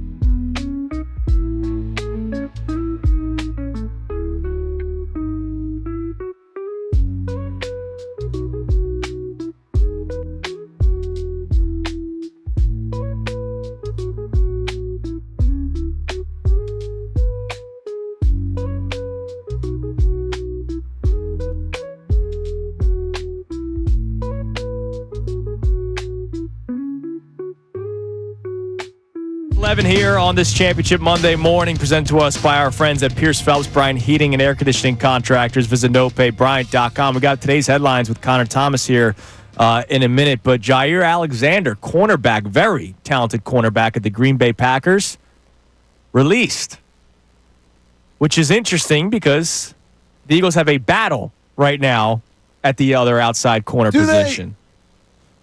Currently. Do they? More of a skirmish. Yeah. Or do they have a need? I say they have a need.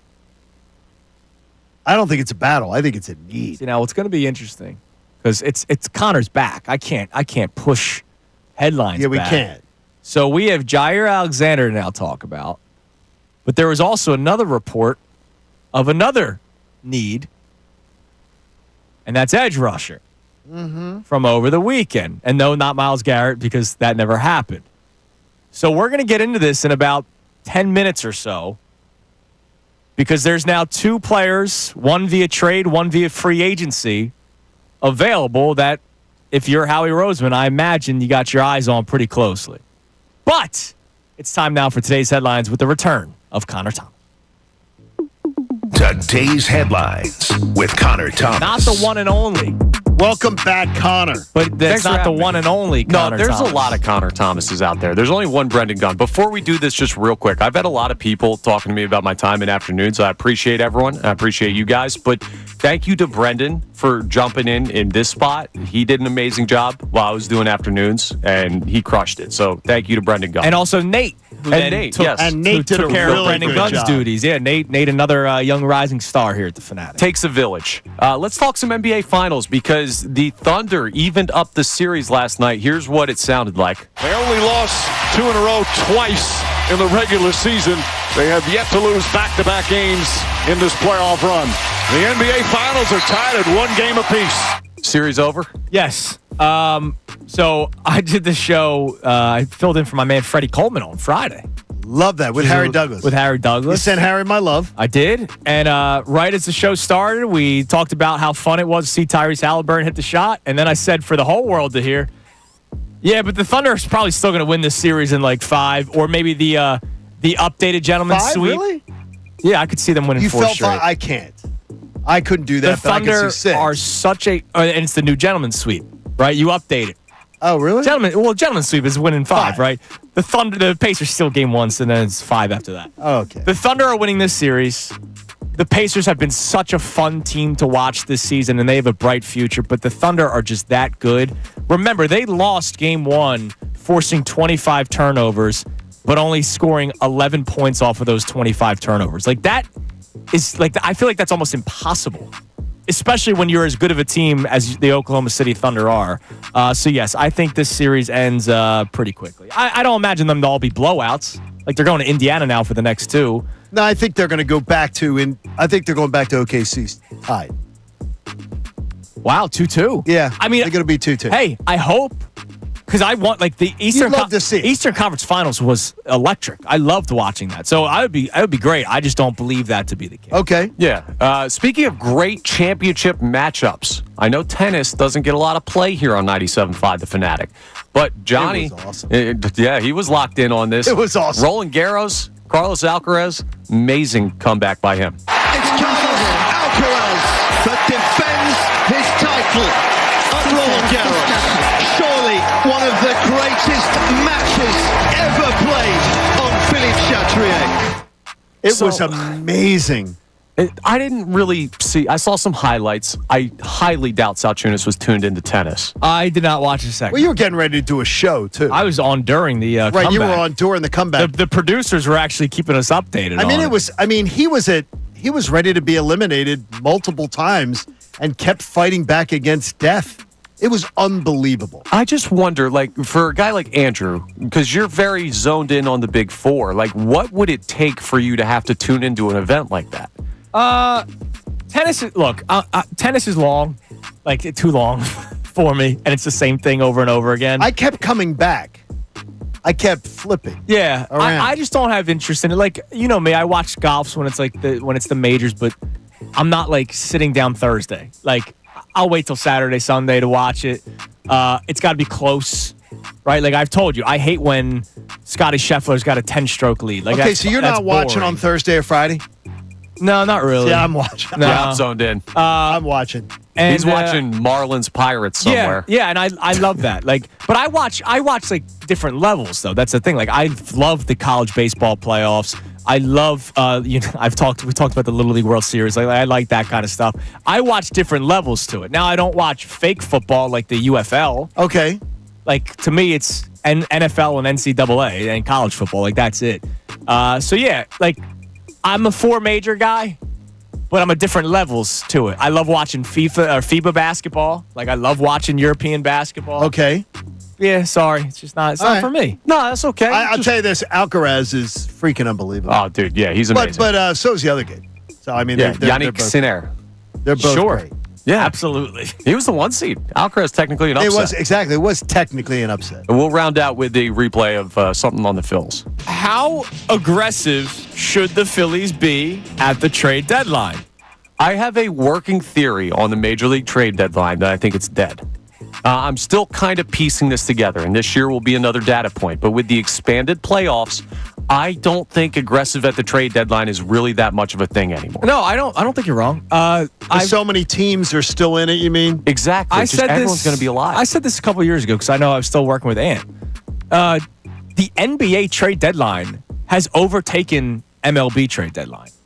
NFL trade deadline, or at least the week leading up to it, because it's not necessarily the hard 4:00 league offices close. The NFL has made more trades than in years past. MLB trade deadline has gone stale. It's now the tweaking, as you said earlier. You can find a couple players here and there, but the big splash doesn't happen as often anymore. Yeah, and it makes it hard for a team like the Phillies, who are like kind of on the edge there. What are you doing? Ooh. What? Ooh. Oh. Text. Oh. Oh. Text. You want to save it? Text. Yeah, I'll save it. Save it. I'm going to save it because you were not going to see it on social media. Okay. Text. That's your tease. Text. Text that from a very reliable source that. Don't even say what team. Yep. No, very I don't reliable even know where source. he's going. No, I think I it have could no be, idea where you're going. It could be something that's very tasty for all of us. I just thought, ooh. Oh, my eyes just bulged out when I read the text. You made the Matt Nahagian face. Kind of freaked I did? me out a little bit. Yeah. Oh, no, it's good. It's a good text. Oh, by the way, did I read the Lundy Law? I don't think I hit Lundy You Law. love who brings us Lundy Law, headlines. man. I love them so much, and for over 70 years, Lundy Law has been fighting for injured people. If you need them, remember the name Lundy Law. Your injury lawyers visit lundylaw.com. Hey. That's lundylaw.com. Just because you're back for the first time in weeks, this is no smooth in period. This show kept going. I'm all right? ramping up. All right, there's no ramp up. Get your act together. We'll reevaluate all in 6 right? weeks. Coming up next, does Howie Roseman have another major trick up his sleeve? And what that was the text? could have something to do with it. Ooh, it's Kincade and Salciunas here on 97.5 The Fanatic. Fanatic Sports Update. Well, this weekend sucked for the Phillies. They got swept out by the Pirates. I'm Connor Thomas, and 5-game losing streak.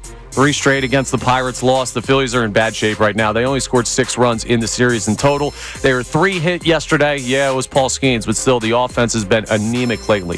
They're going to look to snap that 5-game losing streak tonight. They come back home. They'll be at the bank taking on the Chicago Cubs, who are having themselves a nice season. First pitch is at 6:45 p.m. Maybe just what the Phillies need. Zach Wheeler back with the team and back on the mound. He'll face off against Matthew Boyd in the pitching matchup tonight. Eagles start their mandatory minicamp tomorrow. They're preparing for their title defense season. We'll keep you updated on news out of camp over the next couple of days. And in basketball, the Thunder evened up the NBA Finals. It's now 1 game apiece. A 123-107 dominant victory for OKC over the Pacers. Game 3 is on Wednesday. You can hear all those games right here on The Fanatic. This update is brought to you by Bet365. Whatever the moment, it's never ordinary at Bet365. Download the app today. I'm Connor Thomas on the home of the NBA Finals in Philadelphia. 97.5 The Fanatic and 97.5thefanatic.com. Philadelphia Sports. Touchdown!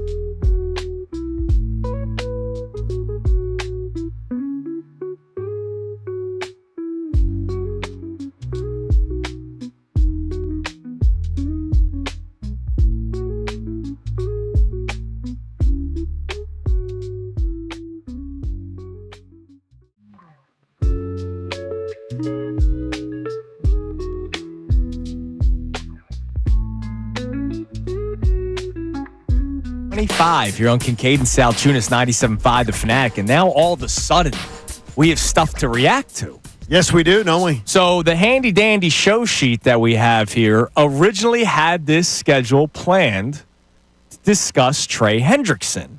Okay, and that's fine. Because there was a report from NFL.com that, well, not necessarily a report, more of a... It was a speculation. Speculation.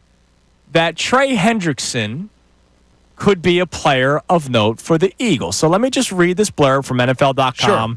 Trey Hendrickson to the Philadelphia Eagles. The Eagles, it was 7 trades they'd like to see. The Eagles dominated the Chiefs in the Super Bowl with a relentless pass rush, but Philadelphia's questions on that front heading into the 2025 campaign, given the loss of Josh Sweat, Nolan Smith's injury, and the inherent need for young guys like Moro Ojomo and Jalix Hunt to level up. General Manager Howie Roseman hit big on the trade for wide receiver A.J. Brown 2022. Trading for Hendrickson, who's in contract standoff with the Bengals, could provide a similar effect for the defense. Plus, the Eagles just cleared more cap space by dealing Bryce Huff. This could be a case of the rich getting richer and a move I wouldn't put past Philly, which, by the way, I wouldn't either. Trey Hendrickson is a stud. He is. Double-digit sack guy. And if the Eagles have doubts that Nolan Smith and Jalix Hunt can carry the bulk of the snaps as the edge rushers, and maybe they go, all right, the rotational pieces that we have. Like, Jalix Hunt have doubts? They should. I think they should, and that's... I think they should, and like I don't think it's disrespect to have doubts. No, it's like we're revisiting a conversation that we had last year about the pass rush. I don't know what it would take to give up. It probably wouldn't cost a ransom because Trey Hendrickson and the Bengals are in a standoff with the contract, so last year it wouldn't kill them. Last year you had a bunch of established veterans that were on the roster, though. Yes. You had don't guys have that here. You had proven guys last year. This year you don't. So I think it's a completely different situation this year. And it wouldn't break the bank trade-wise. It would break the bank a little bit contract-wise because he's going to get paid a lot of money. But again, the trading of Bryce Huff... But you may just rent him. You may just rent him. Yeah, but the Eagles don't really do that, do they? They don't, but I don't know that you could afford to... Like, A.J. Brown's new contract was what? As the trade happened? Correct. I would imagine that... It was a $100 million contract. Yeah, I would imagine that if they made the trade for Trey Hendrickson, a deal would have been worked on pretty quickly already. Now, that was the planned talking point, which if you're interested in the Eagles trading for Trey Hendrickson, let us know at 610-632-0975. Or you can now just pay a player. Which you can. Jair Alexander was recently released 20 minutes ago per Jeremy Fowler by the Green Bay Packers. 2-time Pro Bowler. There's been issues between Alexander and the Packers for like the last 2 seasons, contract-wise, style of play-wise. There was the Him and his head coach at butted heads. Yeah, there was the game where he didn't dress, and then he walked out in the field to be a part of the coin toss, and that became a problem. Like I was told of Jair Alexander, think C.J. Gardner-Johnson without the drama of teammates. Okay. So that's what I've been told. Interesting. And look, he's a very talented player, but there's been stuff. Maybe it's just been drama with the Packers, right? There's been drama with the Packers. Change of scenery, who knows? Right, exactly. So you got a text. Was this about the horse? No, it wasn't about the diving horse, and it popped up right at the end of last segment. Very well-placed source in the NFL. Someone very well-placed. Jair Alexander. Says that... on the Jair Alexander front, thought you might like to hear this. Ooh. Jair Alexander is going to look to shove it so far up the Packers' wazoos. What? That the Eagles would probably be a very appropriate fit. Dude. He is going to want to show them up. He is wanting to go to someplace where he can win. Salivating. So if Howie made that call, I would have to believe they could find a way to find a marriage that works. I am not going to expose the person who said it because I would imagine this will be in this person's reporting. Yes. I appreciate them reaching out. But this person is going to look to show up the Packers. I would suggest you, and I said it during the break as soon as we turned off the microphones, if this person is if Alexander wants to show up the Packers, There's no better organization to do it. The public feud is between the Packers and the Eagles. Yes, and you're playing each other week 10. Right. The The tush Monday push night saga. game, the tush push, the Monday night game, the Super Bowl champs. picks go off, for a ring. picks off Jordan Love. Come on. How great would that be? It's the perfect landing spot for him, and immediately I feel better about their chances. Now, there's other perfect landing spots if he just goes in division. He's a free agent, so he can go wherever he wants. He could go wherever he wants. He could go with like the Lions or the Bears and that kind of stuff. But to your point, the public bashing or public feud between the Eagles and Packers because of this tush-push nonsense over a play that averaged 1 yard, it would be like poetry. It would be delicious for Jair Alexander to come here and then be able to go up against his former squad during the regular season. That's a guarantee. And who knows? They could square off in the playoffs. Again. Yes. It's a great matchup. And not just the FU tour, it's also a position where the Eagles should probably be interested because with all due respect to Keely Ringo and company, Adoree Jackson, I don't want to move Cooper DeJean to the outside because nickel corner, as I've been now confirmed by multiple football people, more important position. What do you know about football? So Cooper DeJean stays on the inside. Quinyon Mitchell, is locking down Quinyon Mobay. And then Jair Alexander gets the other side. Okay, here's the only thing I'm saying to you. Here's the only thing I'm saying to you. If Trey Hendrickson is on the table, and that is something that financially Howie could work, do you want Hendrickson or do you want Alexander? I think Alexander because of how it plays out last year. Younger. And also the fact that the secondary gave the pass rush that was still inexperienced last year when they lost Brandon Graham and Bryce Huff was out. Think about the youth, and that's when the defense really started coming into form. That's when Nolan Smith started getting to the quarterback. Alex Hunt was looking better. And they also have Jalen Carter. And that's part of my reason. I don't think I would love to see Trey Hendrickson, don't get me wrong. But I don't need the high-priced edge rusher. It's a want, but not a need, when I know Jalen Carter will get so much attention that everybody else will benefit from it. Whereas when you're on an island, like a cornerback is, yeah, sure, you have safety help. But for the most part, you're on an island. If this guy can win his one-on-one battle on a majority of the plays, that goes a long way for me, man. Yeah, dude, it's not. So you want Alexander? Absolutely. Same That's thing. Darius Slay and Quinyon Mitchell shut down two sides of the field so much last year. And then you've got Cooper doing his part. Yeah, I get your thinking. I think people are drawing parallels between the pass rush questions of last year and this year, and I think that's crazy talk. I don't think it's comparable. Look, Trey Hendrickson walks in here and gets 15 sacks. Josh Sweat and Milton Williams being here last year as veterans and having no veterans to replace them, to me, is not comparable at all. Now, the situations are not comparable. Now, are the Eagles going into it saying, hey, we can keep on building in the trenches through the draft, which is what they've been doing for 20-plus years, right? They get Ty Robinson, right? Sure. We believe we can keep on building through the draft in the trenches, but maybe that free agent corner, which Howie's been doing for a long time now. Sure he has. Like Darius, he hasn't. But no learning curve? Up until last year, he hasn't really drafted all that well, but he's signed like that 1 year, 2 year, 3 year corner. We talked about Ronald Darby the other day. But no learning Steven curve? Nelson 1 year. For these guys, like, it's not going to be some half a season of learning. That's what I wonder. I mean, it could be. I think it's going to be.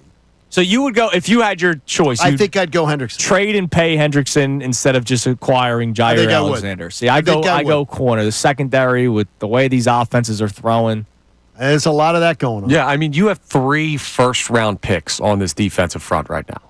And your secondary, like the right side of your secondary, is question marks all over the place. Okay. I understand your logic. I'm not saying you're wrong. I just... Maybe. I think the pass rush is extremely thin. Look, Alexander may also help Andrew Makuba get into the NFL a little bit easier, being the rookie safety that he is. Because here's the deal. If you go Hendrickson, which, again, that's not correct. Like, don't get me wrong. This isn't like, oh, how dare you say Hendrickson over Jair Alexander. Oh, sure, I got you. You give me one or the other, I'm happy. But if you get Trey Hendrickson, you better be getting to the quarterback.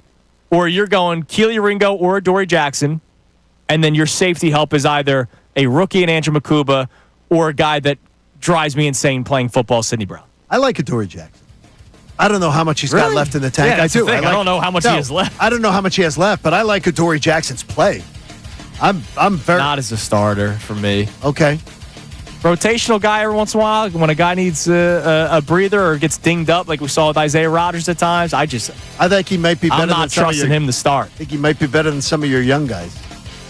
Really do. I just don't know that is they're he better ready. than Quinyon Mitchell? No, he's not better than Quinyon. Stop kidding. Come on. Come on now. My God. Say that. I love this. Josh Taylor checks in. How about this? Sign Alexander. Trade for Hendrickson. No. Hang the banner. Put a statue of Howie next to Rocky. Hell yeah. And you know what? I'm for it. All right, you can text in your response to this is at that would be the hot take radio that Bill Colarulo says you will not get. Should you replace the Rocky statue with a statue of Howie Roseman? Yes. All right. So we'll talk more about the Eagles defense coming up next because Nerd Boy over here thinks the Eagles could catch a break early on. Uh-huh. It's Kincade Salciunas, 97.5 The Fanatic.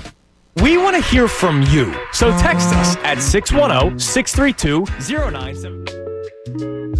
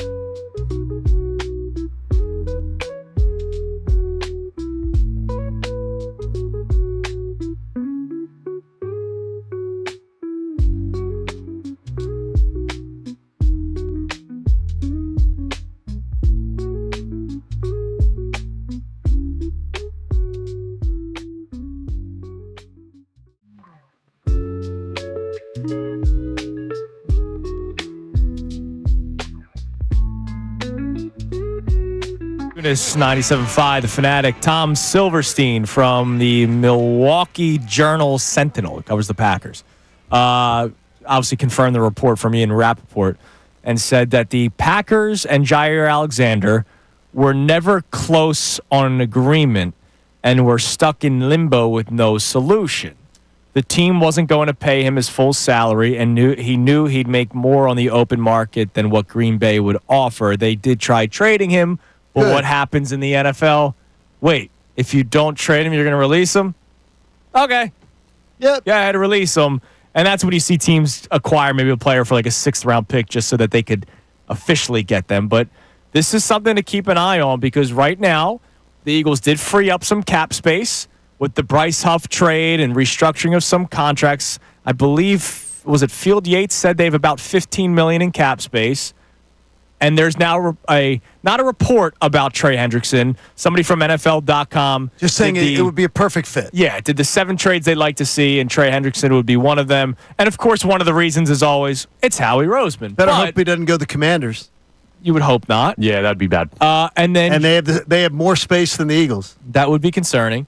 And then Jair Alexander, just recently, within the past hour, was released by the Green Bay Packers, and you have a need at corner. For the people that are ready to hand the keys over to Keely Ringo, that's cool. I don't know what you're basing it off of other than maybe... You're basing it off of wishing and hoping. Yeah. Because you're not basing it off of what you've actually seen. Now, let me just throw something out here on the Jair Alexander thing. Okay. The Eagles wanted Isaiah Rodgers back, it seems like. They did. Yeah. And they were outbid by Minnesota. They lowballed him. Now, Jair Alexander's obviously going to command more than what Isaiah Rodgers got in Minnesota. I think he's a better player. Yeah. He is a better player, absolutely. I mean, but he's a Pro Bowler. Is there any worry that the Eagles won't be able to be in the market because we've seen them shed salary this offseason? No, it's not I'm not worried about whether or not they're in on whether they can afford him. If it's true what I've been told, that he wants to go to a winner. Now, I'm going to say this person says to me, he doesn't want to end up with like a Carolina Panthers young team rebuilding type of He's a free situation. agent. He can pick wherever he wants to go now. So if that's true, that limits his options. Yeah, I'm just throwing out that the Eagles' offseason strategy to this point has been anti-making a move like this. It doesn't mean they won't for this player, but just something that we got to keep in mind. Have we learned that some of that's true and some of that isn't true? The way Chauncey Gardner-Johnson has been very open about the whole reasoning, it being contract issues. Like, I agree that there's some players, and look, they weren't going to bring Dallas Goedert back on the original contract. They had to rework the deal, but that's not anything crazy. That's not anything new, reworking a contract of an old aging player that gets hurt a lot. I think, too, the Eagles believe in some of their young players, as they should. They have to be prepared to pay some of their big-name players like Jalen Carter. But some of it may have just been they didn't rock with Chauncey Gardner-Johnson. I think the Dallas Goedert situation, though, also, too. I think part of it, he got a little humbled. Yeah, I think so. By seeing the marketplace that he was out there and every team could have a chance to get him. And yeah, I think you're right. And that doesn't mean he's not a fantastic player. Yeah. But I'm glad it worked out the way that it did for the Eagles. Good for him that he's back. Yeah, we're all happy he's back. So I think the Eagles would be willing to pay. They have the money for it. The question is, do they want to do like a 3-year deal with him or not? Right? Like, I don't know when it comes to their plans moving forward, that I'll start thinking a little bit about, but we'll see. I mean, it's a position where, like, I see responses right now. I believe Gunner, it was either Haley or Gunner, posted a question on the Fanatics Twitter account. Not a poll, just a question. It seems to be a Hendrickson. A lot of people responding with Hendrickson and that he's the bigger need. Yeah, I understand the lack of depth and veteran presence on the edge, but I can say the exact same thing about corner. Like, your battle right now is between Keely Ringo and Adoree Jackson. Jair Alexander's better than both of them. Right. And you also have to worry about the safety who's going to be helping them out over top, and that's either a rookie or a fireball in Sidney Brown that makes a lot of mistakes. Right. All right, Nerd Boy. You pointed something out to me this morning. Yep. About if the Eagles are missing Nakobe Dean. Okay, now I'm trying to find a good silver lining for you. Because I do believe When Adam Schefter just threw that out there last week, Yeah, on Wednesday. it didn't seem like he was just throwing something out That he there. could start the season on the pup list. Yep. That didn't seem like something he could, like, it came off his tongue Yeah. too easily.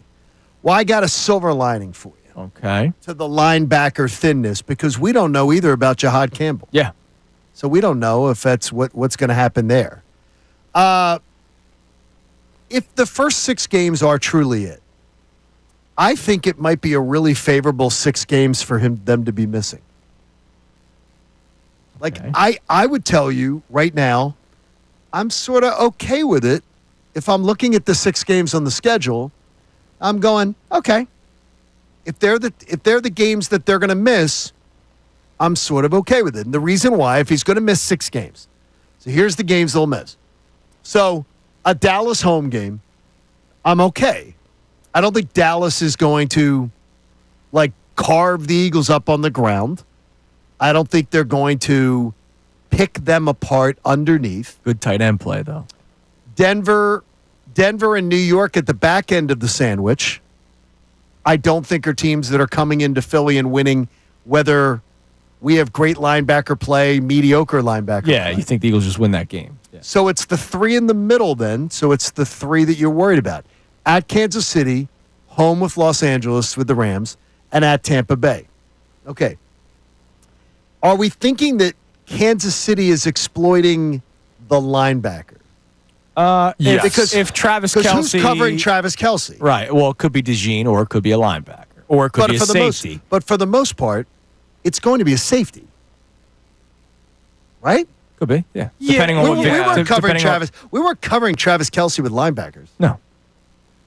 Who's beating us with the Rams? I mean, when we played the Rams, it's you. As long as we've got Zach Bond, I'm okay. Now Tampa. My thing with the Rams is they do a lot of stuff underneath. They do a lot of the motion. They do a lot. It's the middle of the sandwich. It's the middle of the 6-game sandwich. It's the Rams home game and the Tampa Bay game that concern me the most. That as far as because I've already seen, for whatever reason, Todd Bowles has done really well having his team prepared well to play against Nick Sirianni's team. Correct. His staff has done really well against Nick Sirianni. So I'm a little concerned about that. And I do know they can run the ball. They do run the ball well. And Baker, when he does take off, when he does scramble, it's 3rd and 4, 3rd and 6, extending plays, Yeah, he things gets like there. that. So the linebacker, he's not going to be able to be spied. I guess we don't have anybody be able to spy him at the linebacker position. So to me, it's the middle 2. I don't think the first 6, though, if you're a little thin at linebacker, I don't think it's the worst time to be thin. Also helps if you have a shutdown corner Like Jair Alexander. Like if you had the next 6, games, Minnesota, Giants, Green Bay, Detroit, Dallas, Chicago, I don't like that. Or the last 6, Los Angeles, Vegas, Washington, Buffalo, Washington. No, I mean, like, I don't think it's that bad. I'm sort of liking it. Look at you. I feel good about Mr. it. Positive. Yes. Which on a day like today, following the Phillies We weekend could against use the it Pirates, today. Yeah, we could use it. use it. And coming up next, we'll get back to our Phillies discussion, but also Eagles at 610-632-0975. Jair Alexander, sign him. Trey Hendrickson, trade him. Which would you prefer? Tell us at 610-632-0975. Also, speaking of trades, the latest report on the Sixers and their 3rd overall pick. It's Kincade Salciunas, 97.5 The Fanatic. Fanatic Sports Update. The Phils dropped their 5th straight. I'm Connor Thomas, and the Phillies were swept out of Pittsburgh this weekend. They lost all 3 to the Pirates. They have now lost 5 straight. The offense was quiet. They did get some solid pitching, but unfortunately not enough to win any of the games. 3 hits yesterday from the offense. I know Paul Skeens, but still, this offense has been quiet for the Phils lately. They're in a bad slide, but they'll look to snap that. They're back at the bank. Chicago comes to town, and the Cubs have been playing good baseball, but the Phillies have Zach Wheeler back on the mound. He's back with the team. So with first pitch tonight at 6:45 p.m., we'll see if Wheels can help them break that skid. He faces off against Matthew Boyd in the pitching matchup. The Eagles start their mandatory minicamp tomorrow as preparation for their title defense season continues. We'll keep you updated on news out of camp over the next couple days and news in the NFL. Jair Alexander cut by the Packers. He is now available. Will the Eagles go ahead and look at adding at a position that they could use some help on the outside at corner?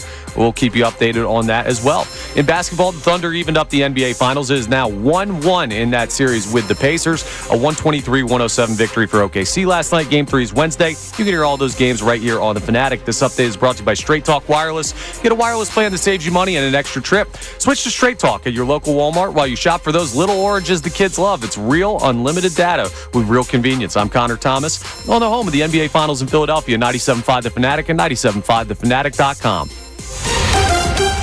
Vacation, business.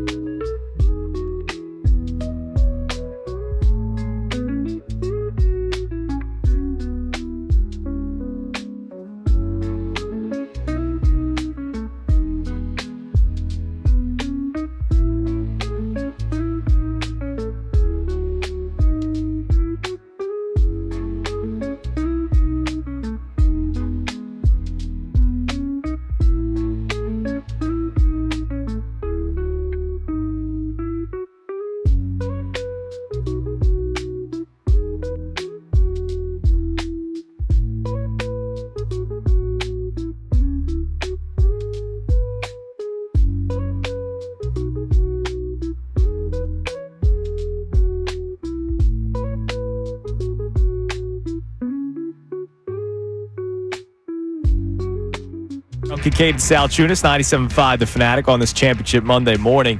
And the champion Philadelphia Eagles, could they be in the market for two big-name players? Trey Hendrickson, obviously we know, is a story to keep an eye on as the Bengals refuse to pay him or really any of their players unless they're a quarterback or a wide receiver. They just don't pay anybody else. Joe Burrow will have traffic cones blocking for him this year. Again, Jair Alexander, recently released by the Packers in the 8 o'clock hour, which we are still in. Now the Eagles just have to sign him, and they do need an outside corner. So we asked the question on the Fanatics Twitter account. You can also climb in on the text line at 610-632-0975, which we'll get to here momentarily. But we put out the question, who would you prefer? And a lot of people are saying Trey Hendrickson. So Drew responds with Hendrickson. We don't need an overpriced cornerback who plays 40% of the game. So Alexander has had injury issues he's had a lot the of last 2 years. So I'm not ripping that part of the tweet. But he then says, I'll take him if we can get him on the vet minimum. Well, you're not going to That's not happening. No. Like that will never happen. That's all I have to say. Like, you're not going to get Jair Alexander on the vet minimum. Here's one question. There are people who believe that Alexander, the reason he missed so many games is because he wasn't going to play because he wasn't getting the money that was coming his way. That's a bad teammate. He had a contract. He wouldn't be the first. He wanted to get a new contract, and he then, if he felt that he was in any way not getting the money, so he was not going to play his best. Yeah, that's a bad teammate for a bad team. Well, the Packers. No, are. the Packers were not not a team. The way they treat him with the contract and everything like that. No, that's not. They didn't treat him bad. His contract wasn't terrible. I mean. But the thing is, right, like a lot of teams in the NFL would not be able to have Chauncey Gardner-Johnson as a part of their team for a long term. And I know the Eagles have not, but he's been successful here because it's a winning team. I mean, I know what you're saying, and I'd rather have a guy that would be out there for his team, whether they're good, bad, paid, not, whatever. But everybody wants to play for the Eagles right now. I think this is, if he's available, it's really smart. To me, though, Hendrickson's just the guy, and if I'm not mistaken, he's super reliable as far as playing time. Yeah, now here's the one concern with Trey Hendrickson. So you're going to have to pay him, and he's going to get paid. And he saw what Myles Garrett got. Okay. Is he Myles Garrett? No. No, but is he pretty damn close? Yeah. His sack totals the last couple of years. This guy's a freaking beast, man. He's awesome. All right, last year in 17 games, 17 and a half sacks. The previous year, full season, 17 and a half sacks. 2022, he had a down year. He had 8 sacks in 15 games. The year before that, 14 sacks in 16 games. The year before that, with the Saints, 13 and a half sacks in 15 games. So he's been a double-digit sack guy 4 out of the last 5 seasons, and in the last 2, he had 17 and a half. He's going to get paid a lot of money. And so if you're trading for him, you're obviously trading for him with the notion that you're going to pay him. He's not going to come here as a rental piece. All right, I got more. Okay. This is an NFL Network piece that I'm just looking at from a couple weeks ago. Okay. They found the market for the Packers found the market for Jair Alexander very soft because of his injury history. Right. And teams hearing whispers that he was not willing to play slightly nicked up. So maybe Howie could get him on a 1-year deal. Not veteran minimum, yeah. But could get him on a 1-year deal that's pretty reasonable. Yeah, you give him a decent contract for 1 year. Maybe you pay him more than what the open market is going to go for 1 year. And then if he wins a Super Bowl or obviously plays through, the playoffs, a deep run the playoffs, that could open up things for him. Yeah. I don't know. I mean, I these are two legitimate players that are available right now. Well, the Bengals keep on saying they're not going to trade him, but let's face it. If they're not going to pay him, it's going to happen. There's 2 legitimate players that are available, one via free agency, one via trade, that fit needs for this Eagles defense. And an Eagles team that's going to try to repeat as Super Bowl champions. I just feel very comfortable thinking that Howie Roseman is going to try to acquire at least one of them. I would think that there has to be. But that's why I didn't believe what they were talking about last week, how comfortable. When I was hearing that Vic Fangio, about how comfortable he was, I didn't buy it. I didn't buy he was as comfortable as they were, as it was being led on. That's just me. Okay. I think he was being good about saying the right thing, except when it came to CJGJ. Yes. Yeah, I was fine with him leaving. Connor, what did you think about that? About how Vic talked about CJGJ? Yeah. And the salary cap move, which obviously wasn't true. Yeah, it was weird because you know how important safety is for Vic Fangio. Either he has a lot more belief in some of the players and he has more knowledge of it, so maybe he does think like Drew Makuba can be a guy, and he was like, okay, where I'm at now, I feel like we've done enough. Or it was behind the scenes, it was very clear it was time to move on for this guy. I understand the problems that could have been caused, and that's why I'm okay with it. Okay. Yeah, it's just the way he said it, as if it was like, yeah, we're fine. We didn't need that guy. And I think it's what set off. Absolutely. I think it's what set off. He went on social media with it the next day. I'd be pissed if I was him. And I was too. I was too. I thought it was really dismissive, and I thought it was a misstep on Vic Fangio's part. Possibly, but at the same time, Vic Fangio's resume and how many guys he's put together solid defenses with at the NFL level, like he's been doing this forever. So to him, Chauncey Gardner-Johnson's probably just a guy. Yeah, I just don't understand why you have to do it. No, you're right. He probably Why do you have to do it to a Super Bowl champion? Why do you have to do it to a guy who was a big part of you winning a Super Bowl? Right. And getting to another Super Bowl a couple years earlier. I don't understand why do that. But that's Vic, man. That's how he handles his business. He's very quick to just telling you how he feels. I say it all the time to you. It doesn't take 2 seconds to be kind. Just find something kinder to say. Hey, screw you, John Kincade. You're listening to 97.5 The Fanatic, WPEN, WPEN HD1, Burlington, Philadelphia, a BZ Media Group station, broadcasting live from the Comcast Business Studio, powering possibilities. Thank you very much. That's nice, right? That's nice. That was kind. All right, real quick, just an updated report on the Sixers. We're not going to spend much time on this because we're still a month and a half away from what? The NBA draft. But Keith Pompey. Wait, isn't it? The draft's at the end of the month. 2.5 weeks. I said a month and a half. 2.5 weeks. Are you having a stroke? Yes. Keith Pompey reporting over the weekend that multiple teams have done, quote, heavy research on the possibility of the Sixers trading out of the 3rd overall pick. Here's a blurb from his story. Teams are still pondering what the Sixers will do, regardless of what Morey states publicly, like here on the show. Some league executives believe trade-back talks could occur before the draft.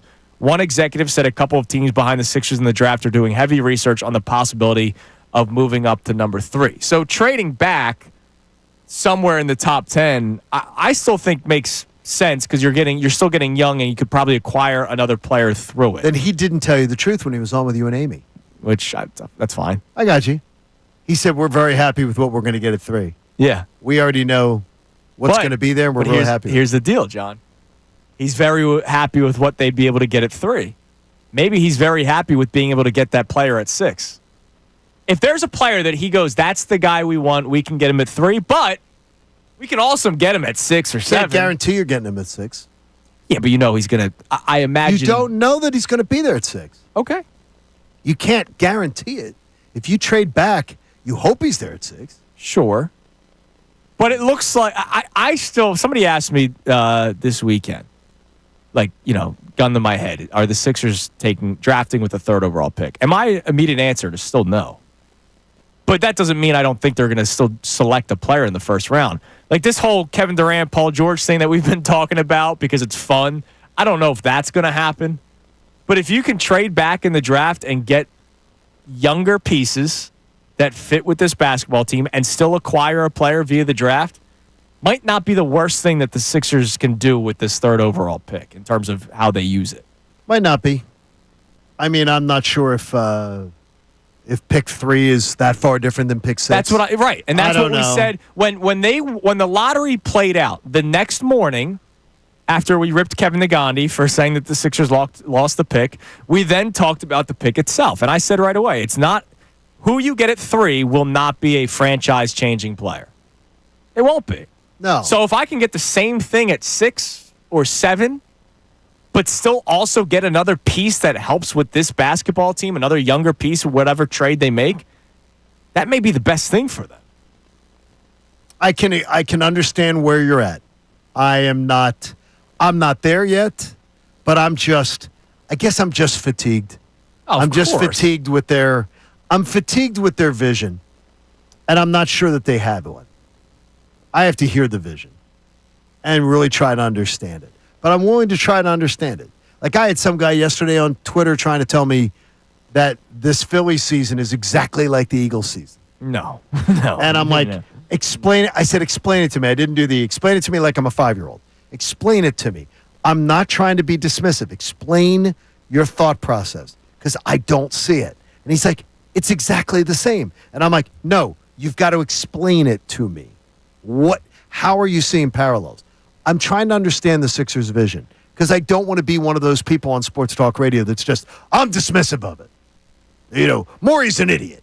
They have no plan. I believe they have a plan. Their plan may be flawed. Right. You may not agree with the plan, but as long as they have a plan. I may disagree with the plan, whatever it is. Yeah, we disagree with last year's plan. Right. A lot.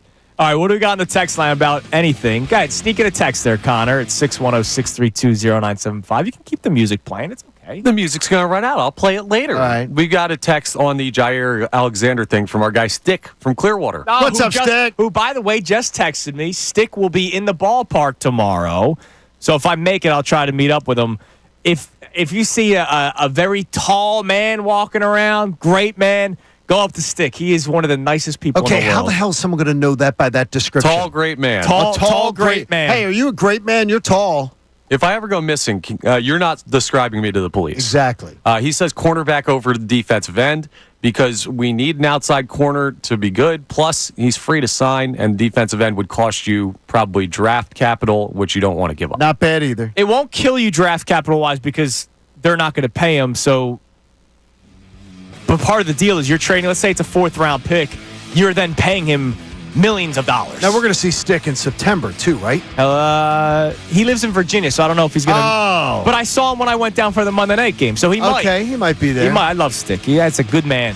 Stick. Good man. All right, coming up next, speaking of Stick, we'll stick with basketball here for a moment as the NBA Finals are going on. Fans ripped the product, and Johnny the League tried to answer.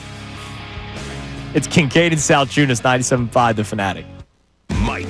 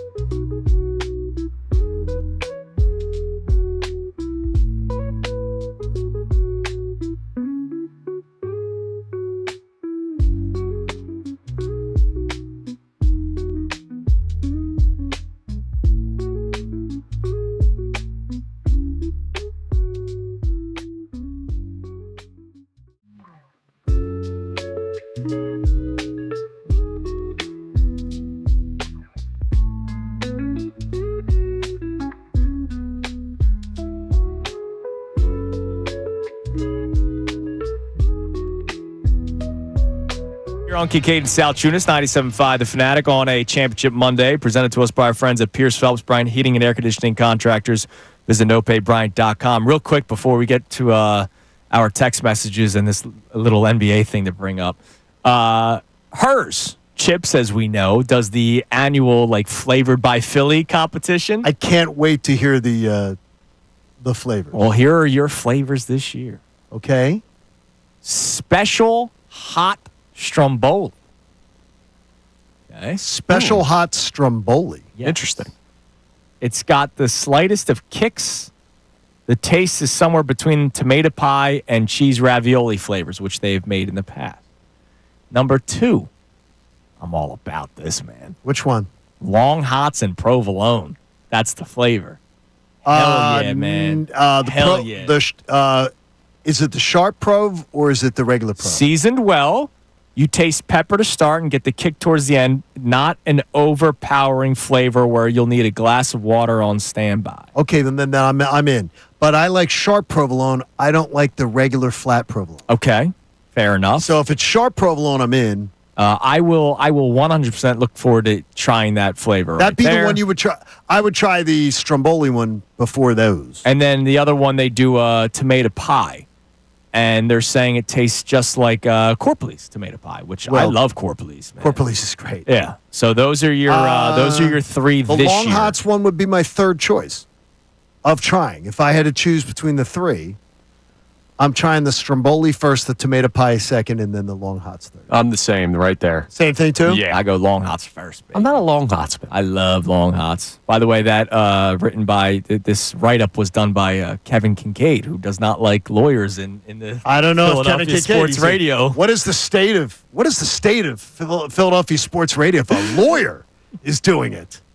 I love Kevin. I think Kevin does a great job. Kevin does a nice job, and I just was. Sometimes you disagree with him. I was extremely shocked by that state of Philadelphia. What is the state of Philadelphia sports radio if a lawyer is going to be doing sports radio? Which, by the way, that lawyer's birthday is today, and he starts at 2:00, unfiltered. By the way, a lawyer is absolutely one of the most qualified people to be able to do something like this. What, Absolutely. argue? No. And conversation and do something like that. Yes. It's great. This is not rocket freaking science. And you do not need to have a years of degree to be able to do it.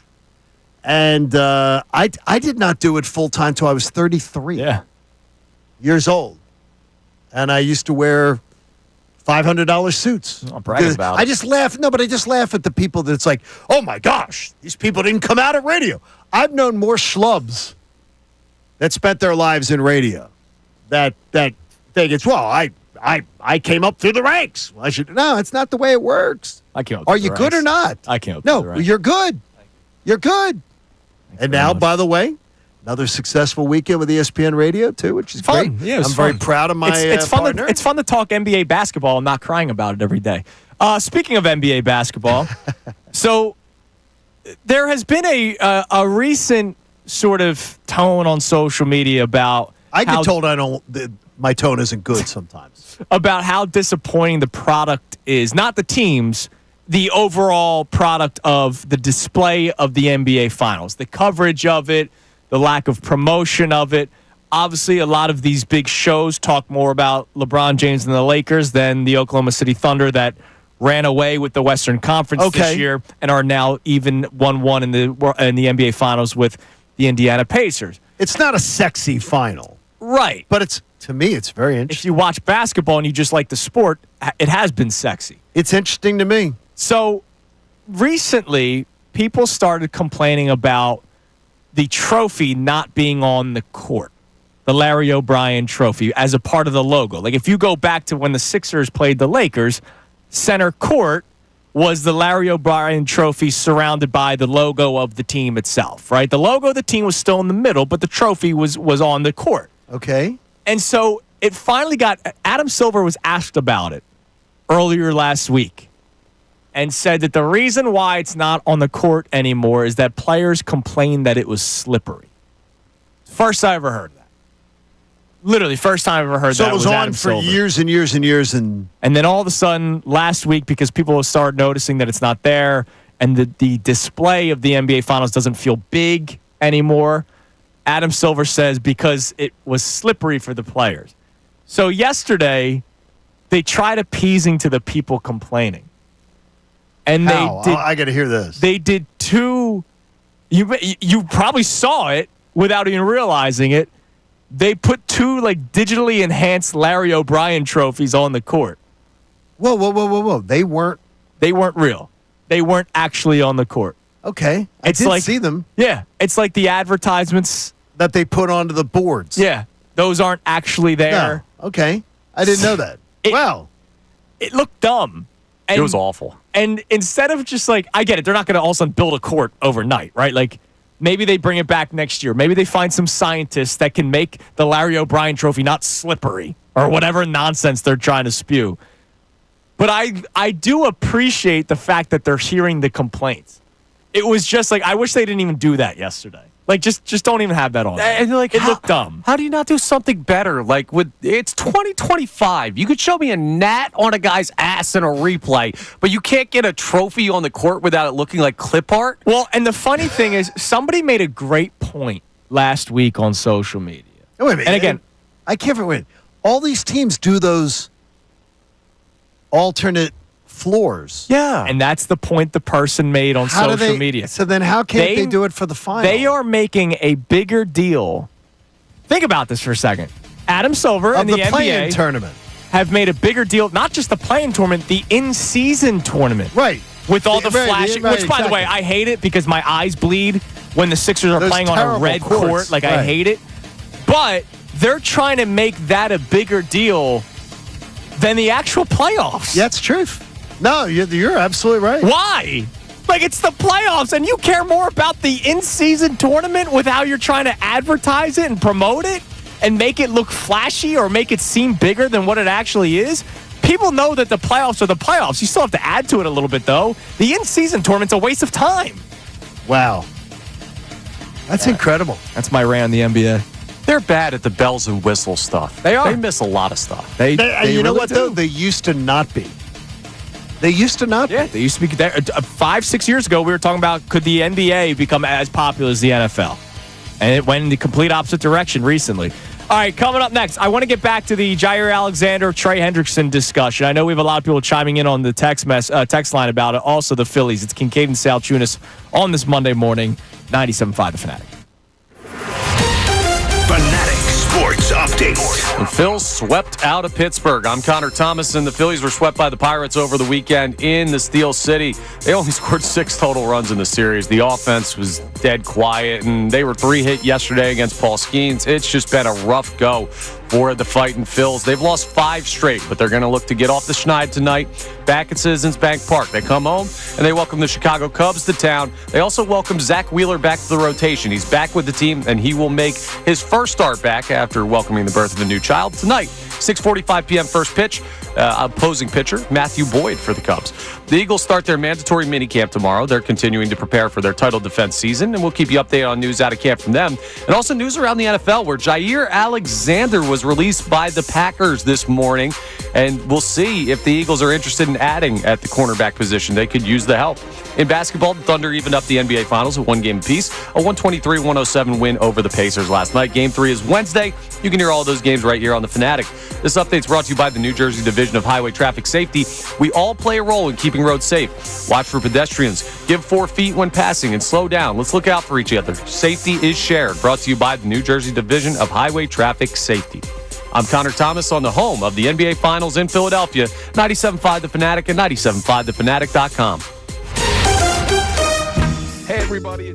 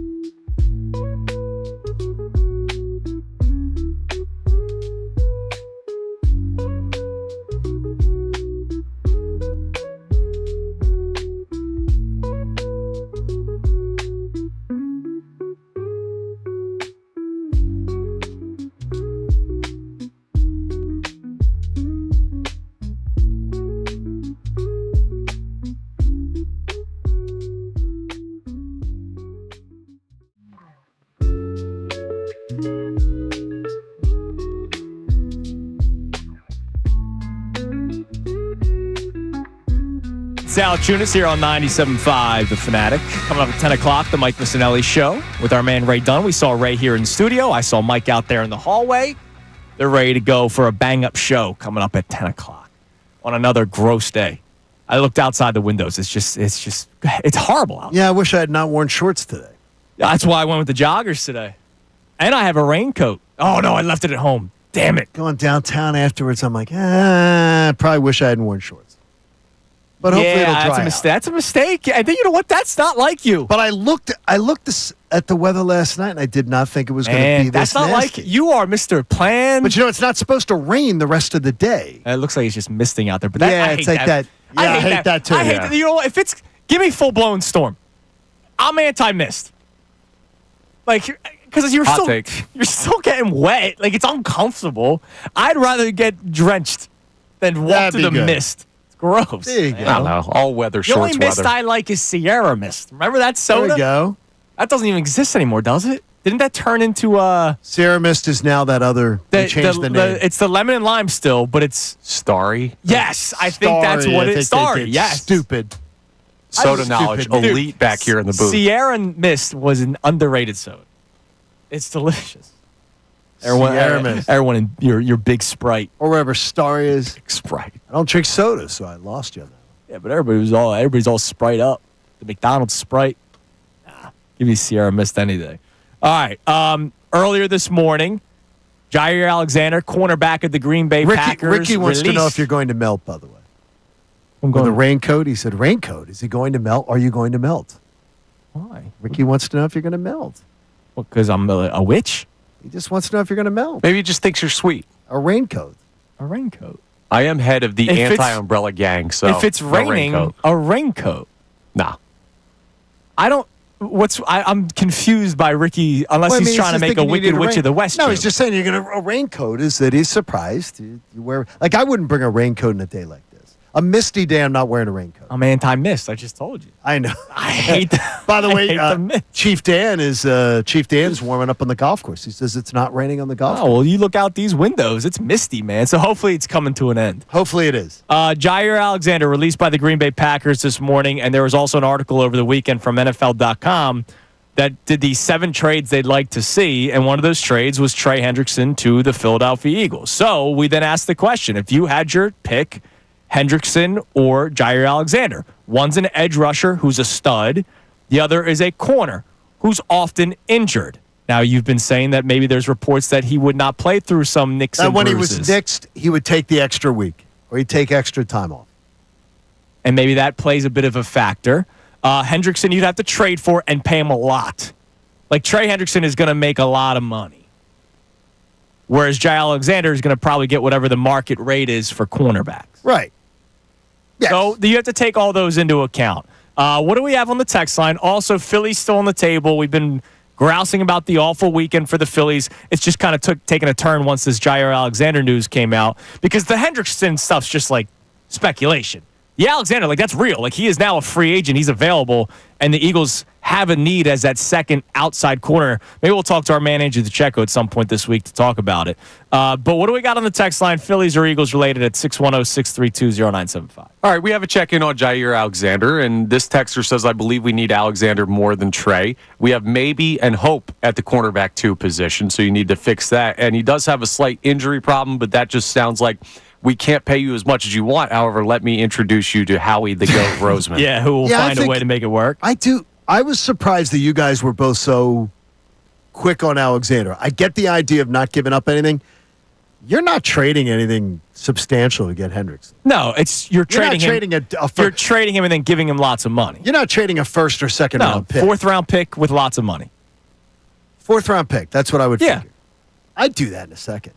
But the money, I just don't know if it can work. It's going to be because you're going to have to pay. Because you're going to have to pay Jalen Carter. You're going to want to probably pay him next offseason. And you mentioned Jalen Carter. That's why I was so quick to say Jair Alexander. You're a corner. You're out on an island. You might have safety help every once in a while. If you're on the edge for the Philadelphia Eagles, you have to win a one-on-one battle more often than not, because Jalen Carter is going to attract so much attention.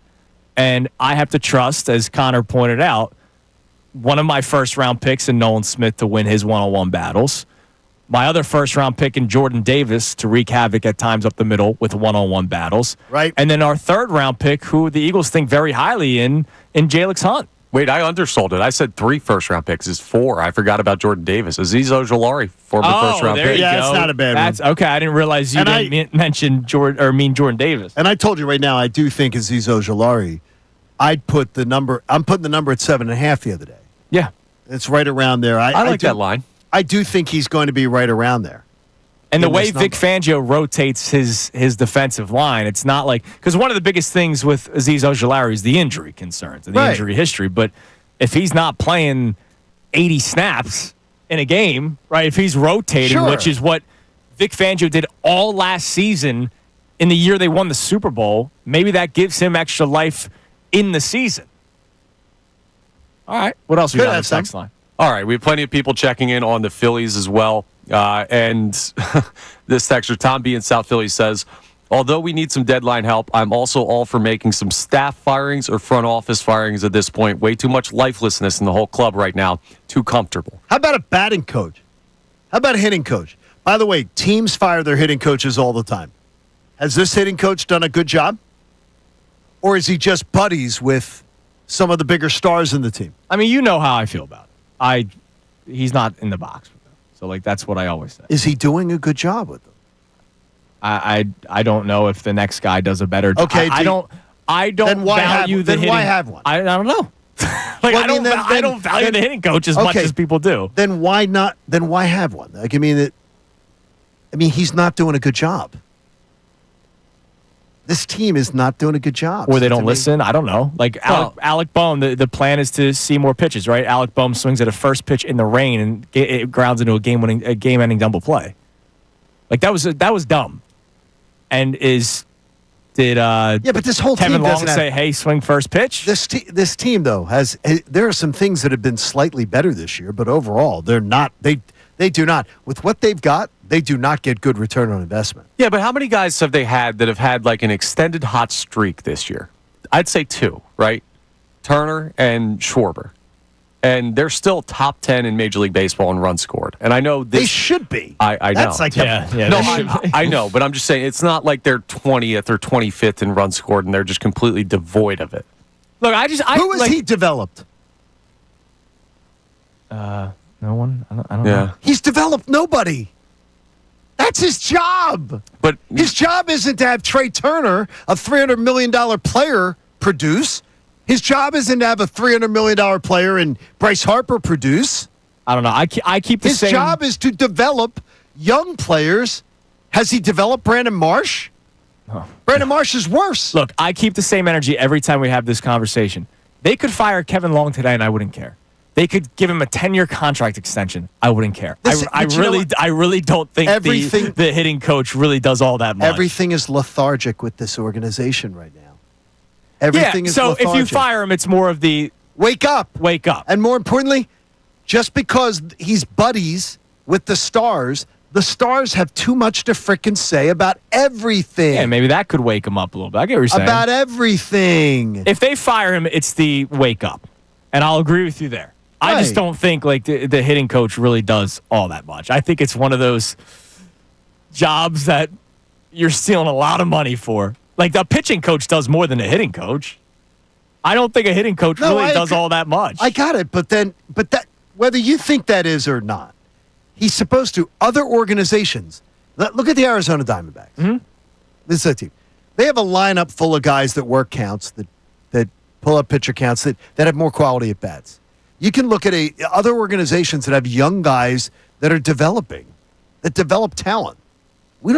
He's developed. Now, a lot of it is. Has he developed anyone since he's come here? A lot of it is also the organizational philosophy. If you remember back with the Kapler days, you had guys like Rhys Hoskins changed the way he played baseball once there was new management. Scott Kingery changed the way he played baseball once there was new management because they did not want them to be attacking first pitch. They wanted them to, see strikes, see pitches, all this. It is also an organizational thing. Now, again, Kevin Long's not standing in the box with Alec Boehm yesterday swinging at the first pitch. I don't know if he told him to swing at the first pitch. I don't know what the messaging is.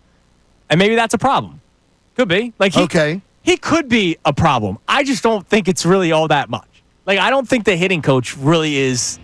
If anything, it's just to light a fire under the players' butts. The thing is, this organization is lethargic. Someone needs a cattle prod. For God's sakes, the coroner needs to check Rob Thompson. Rob. He said there might be changes. Sleepy Rob mumbling through another press conference. Yeah, he said there might be changes. I think there might be changes. Yeah. And it's going to be Kyle Schwarber back in the leadoff spot. Do we see a different lineup tonight? We'll talk about that next. Do we see a different lineup tonight? It's Kincade and Salciunas, 97.5 The Fanatic. Philadelphia Union Soccer. They play short here, quick.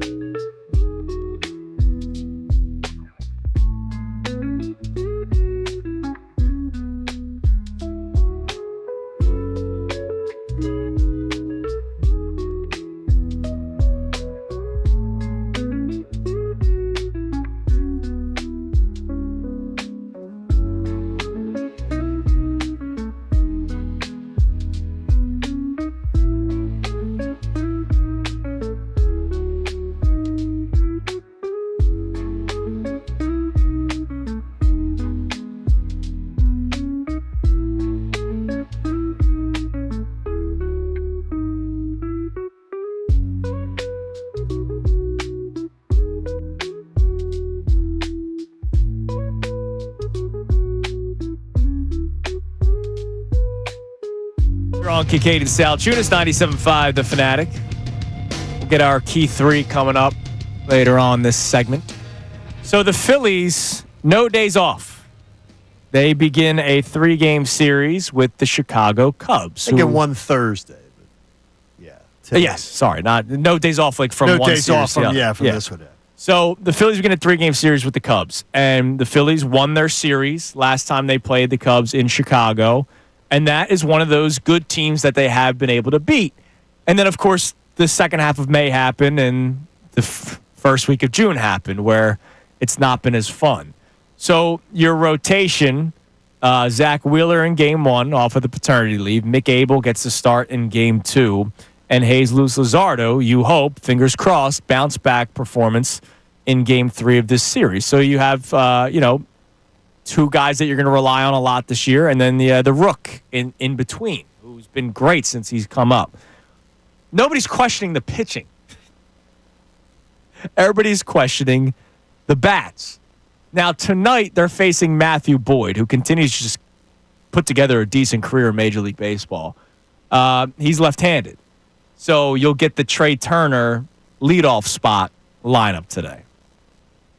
My question is, moving forward after today, you face two right-handed pitchers. Do they mix things up this series? Topper was asked about it. He says he believes they will mix some things up. They're thinking about it, I should say. Do we see a different lineup from the Phillies in Game 2 and 3 of this series? Yes. Have to. What do you think it is? Is it Schwarber? I don't or know do they what go it is. Turner leadoff spot, which I would hope that would be the answer. I don't know. I've given up on trying to figure out their strategy because I'm not really sure they have one. They fly by the seat of their pants. They don't have a game plan. Trotting out Brandon Marsh every day tells me you don't have a game plan. You have an agenda. He's not playing today. Having a game plan and an agenda are two different things. Right. They have an agenda.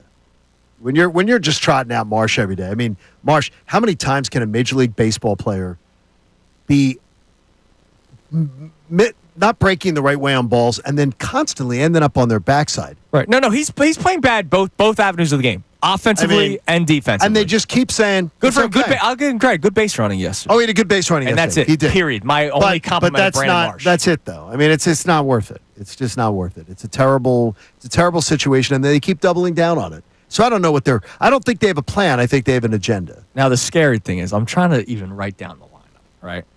Okay. So what? Are we going Turner Schwarber tonight? 1-2? Is that what we're doing? Yeah, I guess so. All right, Turner Schwarber. Now what? And this goes back to these low OPS numbers that I gave you earlier in the show, where 9 of the 13 active players on the Phillies roster have a below league average OPS. So you're going to go Turner Schwarber. Is Bohm your 3-hole hitter tonight? Probably Castellanos. So and then what? Bohm's your cleanup hitter? Ew. It is ew. It's disgusting. Okay, but wait a minute. What else would you do? Over the last 6 weeks, Bohm's been one of your top 3 hitters. Yes, hitting singles. Bohm's been one of your top singles. 3. He's been middle of the order. I'm just telling you. He's been one of your top 3 hitters. Like, if anything, I'd rather go Turner, Bohm, Schwarber, but now that's 2 slow base runners. Not that should really matter, but man, and then so let's say it is Turner, Schwarber, Castellanos, Bohm. All right, that's 1 through 4. Harper's out, right? He's on the injured list. Is JT back? Are the Jewels good to go? I think so. Maybe. All right. I haven't checked. So you have Real Muto, and I'm not doing the order. I'm just saying here are the guys that will be available for tonight. Real Muto behind the dish if he plays, or Marchand, right? So one of these guys should be at the bottom of the order. At second base, I'm guessing it's an Edmundo Sosa day, right? Is Sosa playing second? Yeah, it has to. Has to, I guess. And then who's playing third? Is it Otto Kemp? Yeah. So Otto Kemp is playing third. Because it's a left-handed pitcher, are they going dub-dub, as Bill Colarulo calls him, in left field? And then in center field, it's Rojas. So I have 1 through 4 here. Turner, Schwarber, Castellanos, Bohm. You can mix and match any way you want with those 4 guys, but I imagine those are your 4 in the top 4 of the order. You have to fill 5 through 9 with 40-year-old Real Muto, Edmundo Sosa, who has cooled off drastically, Otto Kemp, Weston Wilson, and Johan Rojas. That's a terrible. Well, you see why they're losing games. Yeah. That's a terrible lineup. That's I really- gross. It is. It's terrible. And if it's not Weston Wilson, it's Max Kepler, which still bad. If it's not Johan Rojas, it's Brandon Marsh, still bad. If it's not Edmundo Sosa, it's Bryson Stott. Against lefties, well, against anyone right now, still bad. That's scary, man. I don't know. It is such a. It does. It's as cousin Matt chimes in. He goes, "It sounds like a spring training lineup." Dave Dombrowski. This is what they've done to signing us. Max Kepler. Yep. It hurts them in more ways than one, because they add another lefty to the lineup, a lefty that they don't feel comfortable with playing against left-handed pitching, and they don't have a good enough option behind him in Weston Wilson. And instead of getting a corner outfielder that was a right-handed bat that you could pencil in, I'm not saying fourth in your order, but like sixth, a guy that you could pencil in sixth in your order every single day that provided pop, this Kepler signing is a major disaster and a major flaw in this baseball team. And in case somebody thinks I'm spending too much time on it, I don't think you realize just how drastically that hurt this team, that was their decision to play left field. Every day, by the way. Now they can't do it because he can't hit left.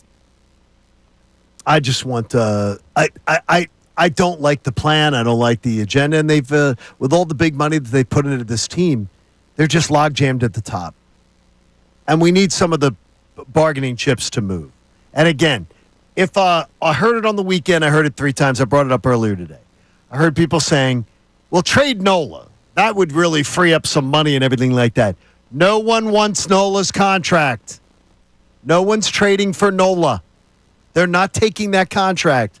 No one was going to that contract length. That's why the Phillies got him, and he didn't go somewhere else. The Braves offered 4 years. So the Phillies got him because they extended. No one wants Nola's contract. Hey, by the way, Philly's still favorites in the ball game today, -130, and that's all because of Zach Wheeler. Over under just 7.5 runs tonight. How many? Game in June at Citizens Bank Can I Park. ask though a question? Mm-hmm. And just ask, how many days off do you need when you have a kid? You and I have had children. Mm-hmm. How many days off without a you had Coop was a different birth. Yeah. I don't know the health. I don't know the health of Zach Wheeler's wife. So right. that's we why don't know. I don't. We don't know with I don't really feel comfortable. Well, no, they were responding. they said everything was normal. Okay. They were doing the Instagram videos. Oh, okay. To the day before. They were doing the TikToks. Oh, see, I'm not. They were doing the TikToks when they checked in the hospital. I'm not on the TikTok. No, they were doing. No, it was on the I don't news. have that app. No, they had it on the news. I don't watch the news. They had it on the news.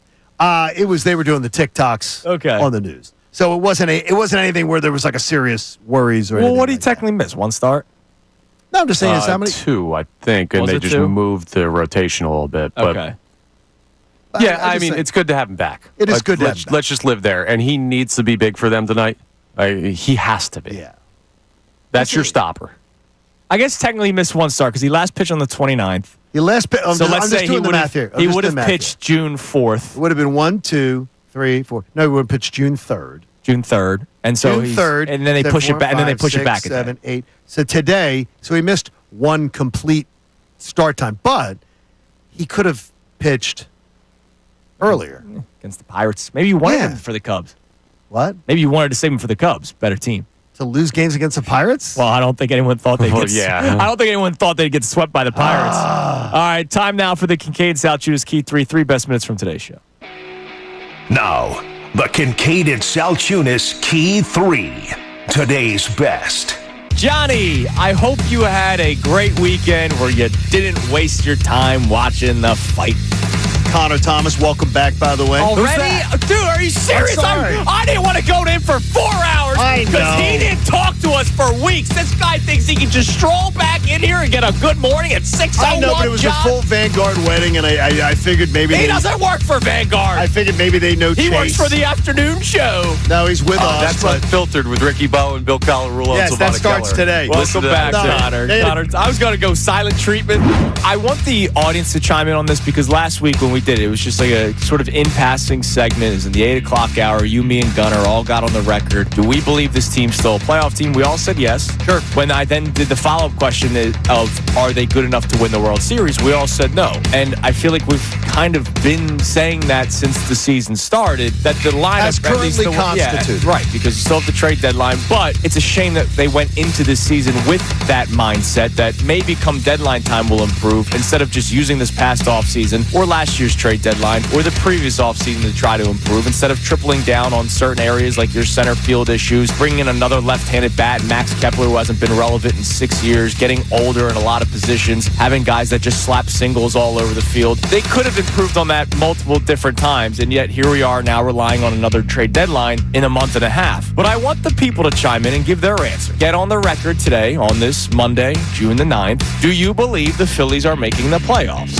When guys are allowed to do what they want to do because they're not told what to do. When Bryce Harper gets hit on the elbow, Bryce Harper doesn't want to go on the injured list, so he doesn't. So they play shorthanded for a week. And then we find out that his wrist has been injured and he's been feeling that his wrist has been hurting him since May of 2024. That's concerning. And he's been playing with it, and that maybe now we understand why this year we've been wondering, wow, this doesn't look like Bryce Harper. Yeah. Well, maybe it's because he's been playing injured all year long, but he's just allowed to. And last offseason, Bryce Harper just wanted to give it rest because he wanted to. So he's just allowed to. So now we're where we are. We're where we are.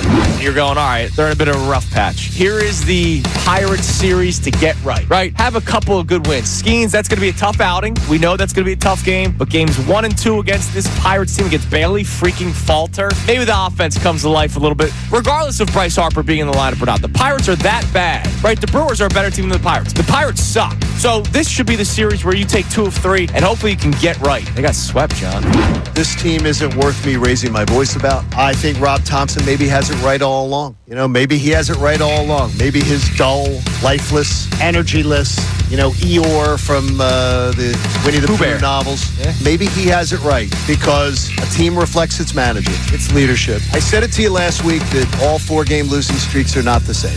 I saw something, and it's proven true. This team, it was a harbinger. This team is something wrong with it. There's something wrong with it. And they continue to show that there's something wrong with it. Now, again, what is something wrong? Is it plummeting out of the playoffs? Because on the Friday, you and and Brendan Gunn got on the record that we still believed that they were a playoff team as of June 6th. I still want to believe that, but I think I don't care about talking about that on June 9th, honestly. I care about talking about what I'm seeing right now. Yeah. And what I'm seeing about is one of the highest payroll teams in baseball playing like absolute crap, which is unacceptable. The fire in the building has gone to 3 alarms, and Rob Thompson has finally decided to go see if he can grab a bucket of water. He finally has been moved enough to go, I think we're going to need to make some changes. We're going to have to finally do something. Yeah, maybe we'll do something here. They're lifeless, they're energyless, and they aren't giving the fans an honest effort. And I hate using the word effort. They're not giving the fans of this town. There are more fans that made the effort driving to Pittsburgh than the players on the actual field this weekend, where you get swept by the Pirates. That's the Kincade Salciunas Key 3 best minutes from today's show. Our man Dawood checks in on the YouTube chat. He says, I do the throwing at the paper at the camera. He says, Andrew, you're throwing like Nola or Luzardo. That target, first off. You see this angle this is crazy. Target is this big. Plus the angle that he's required to throw for is incredibly difficult. Hit your spot. I was drilling that camera. You come in here and do it. As Pete Rose said, he would hit him right in the... Hey, support life-saving cancer research, H&H Heating and Air Conditioning. Those great folks, the Hoax, they made a donation to the American Association for Cancer Research. You can, too, at 975thefanatic.com/AACR, because cancer research saves lives. By the way, Jordan Schultz reporting that the Packers and Bills held trade talks this offseason centered around Jair Alexander, but talks ultimately fell through and Buffalo moved on. So unclear if the Bills will once again revisit. So clearly they had interest in Jair Alexander. So just to keep an eye. But he gets to pick where he lives. Yeah, because he's a free agent. Yeah. So to me, that would be something that could potentially work. Yeah. I'm excited because I think that there's something to keep an eye on. Possible. Yeah, absolutely. I worry about the Commanders and Trey Hendrickson. Yeah. I don't want to see him end up there. They have an owner that's willing to spend. And if they get him there, I do believe the commodes become more, let's just say, salty. We're dangerous. And dangerous. I got you. So I'm Connor, aware of it. good to have you back, my man. Good to be back. Let's do it again tomorrow, yeah? We sure will. And, of course, the Mike Missanelli Show with Ray Dunn comes our way next. We'll be back at it